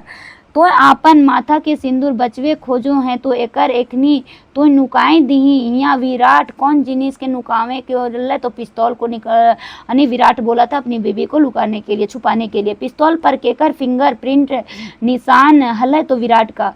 कौन कोर्ट में सही खूनी के पर्दाफाश कौन करला तो भावना जो विराट के पत्नी थी। विराट के कौन सजा सुनवल गेला फांसी कर। कोरट जाय के विवेक की करला, तो कोट कोई कोरट यहाँ लिखा हुआ है, तो सोप जमीन शेखर के नामे कर देला। मारे के पहल विवेक रचना से की करला कि हम कोर्ट जाय के आपन सोभे जमीन जगह शेखर के नाम कर आयल ही, ईटा शेखर के दे दीही। शेखर एकन बुझगर न के रचना विवेक कर देल, कागज के करला तो शेखर के दे देला। सेठ रैती प्रसाद उधार देला टका, केकरा घुरावे कहलत शेखर के। शेखर रैती प्रसाद के की कहला, कोनो टका पैसा तोहर नाई जानो हिय। विराट भावना कर आर्थिक स्थिति कैसन था, तो खराब रहे। नाटक उसन ही कौन नाम के दृश्य हुआ है, तो बार मंडूनी। डा नाटक के आयल फैक्ट्री का नाम की है, तो रेवती इंजीनियरिंग वर्क। विराट महीना में कुल कितना दिन काम करता था, 17 दिन। तू घरे चोरी भैल नखो, चोरी भैल के नाटक करे हैं, ये बात कौन शेखर से कहला था, तो विराट। डा नाटक पहल बेर कौन दृश्य खेलल गेल है, तो बसंत पंचमी का। विराट के कानून के कौन धारा तक फांसी की सजा सुनाया, तो 302 का। डा नाटक के खलनायक कौन है, तो विराट। विवेक शेखर के बीच फूट कौन डाला था, विराट। डा नाटक के ओसारन और निम्जारन कहाँ से है, तो अदालत में। विवेक कर बंदूक टानल रहे, शेखर। विवेक के गोली कौन मारा था, तो विराट। फिर कट घरे में खड़ा रहे, विराट और भावना। डा नाटक में शेखर के बिहा भैल रहे, हाँ। आज भजुआ तेली राजा भोज बन गेला, केकर कहल है, शेखर के। मुन्नी कौन जिनिस के डूबा लगे मायके भीड़ आवे ही, तो अल्मुनियम का। फिर सेठ कतना टका 5 महीना तनख्वाह के काट लिए, और विवेक से बातें बोलले हल, तो 500। विवेक कतना बच्छर पहल बंदूक के किनले हल, तो पौर साल का मतलब होता है नेक्स्ट ईयर, अगले साल। विवेक शेखर से केकर लाज खातिर कहल दे, तो एखन घर बाटे ना नैले, तो कुले के लाज। विवेक मोरे बादे निस्पीटर संगे कतना सिपाही आयल रहे। निस्पेटर का मतलब होता है इंस्पेक्टर के साथ में कितने को आए थे, तो 2। अब यहाँ जो हमारा जो ना एकांकी था डा, वो भी द एंड हो गया। और ये आप लोग का था छोटा सा मैराथन के फॉर्म में, आप लोग पूरी तरह से देख लीजिएगा। ये 1 लाइनर के फॉर्म में है। जय हिंद, जय Bharat. Thank you for watching.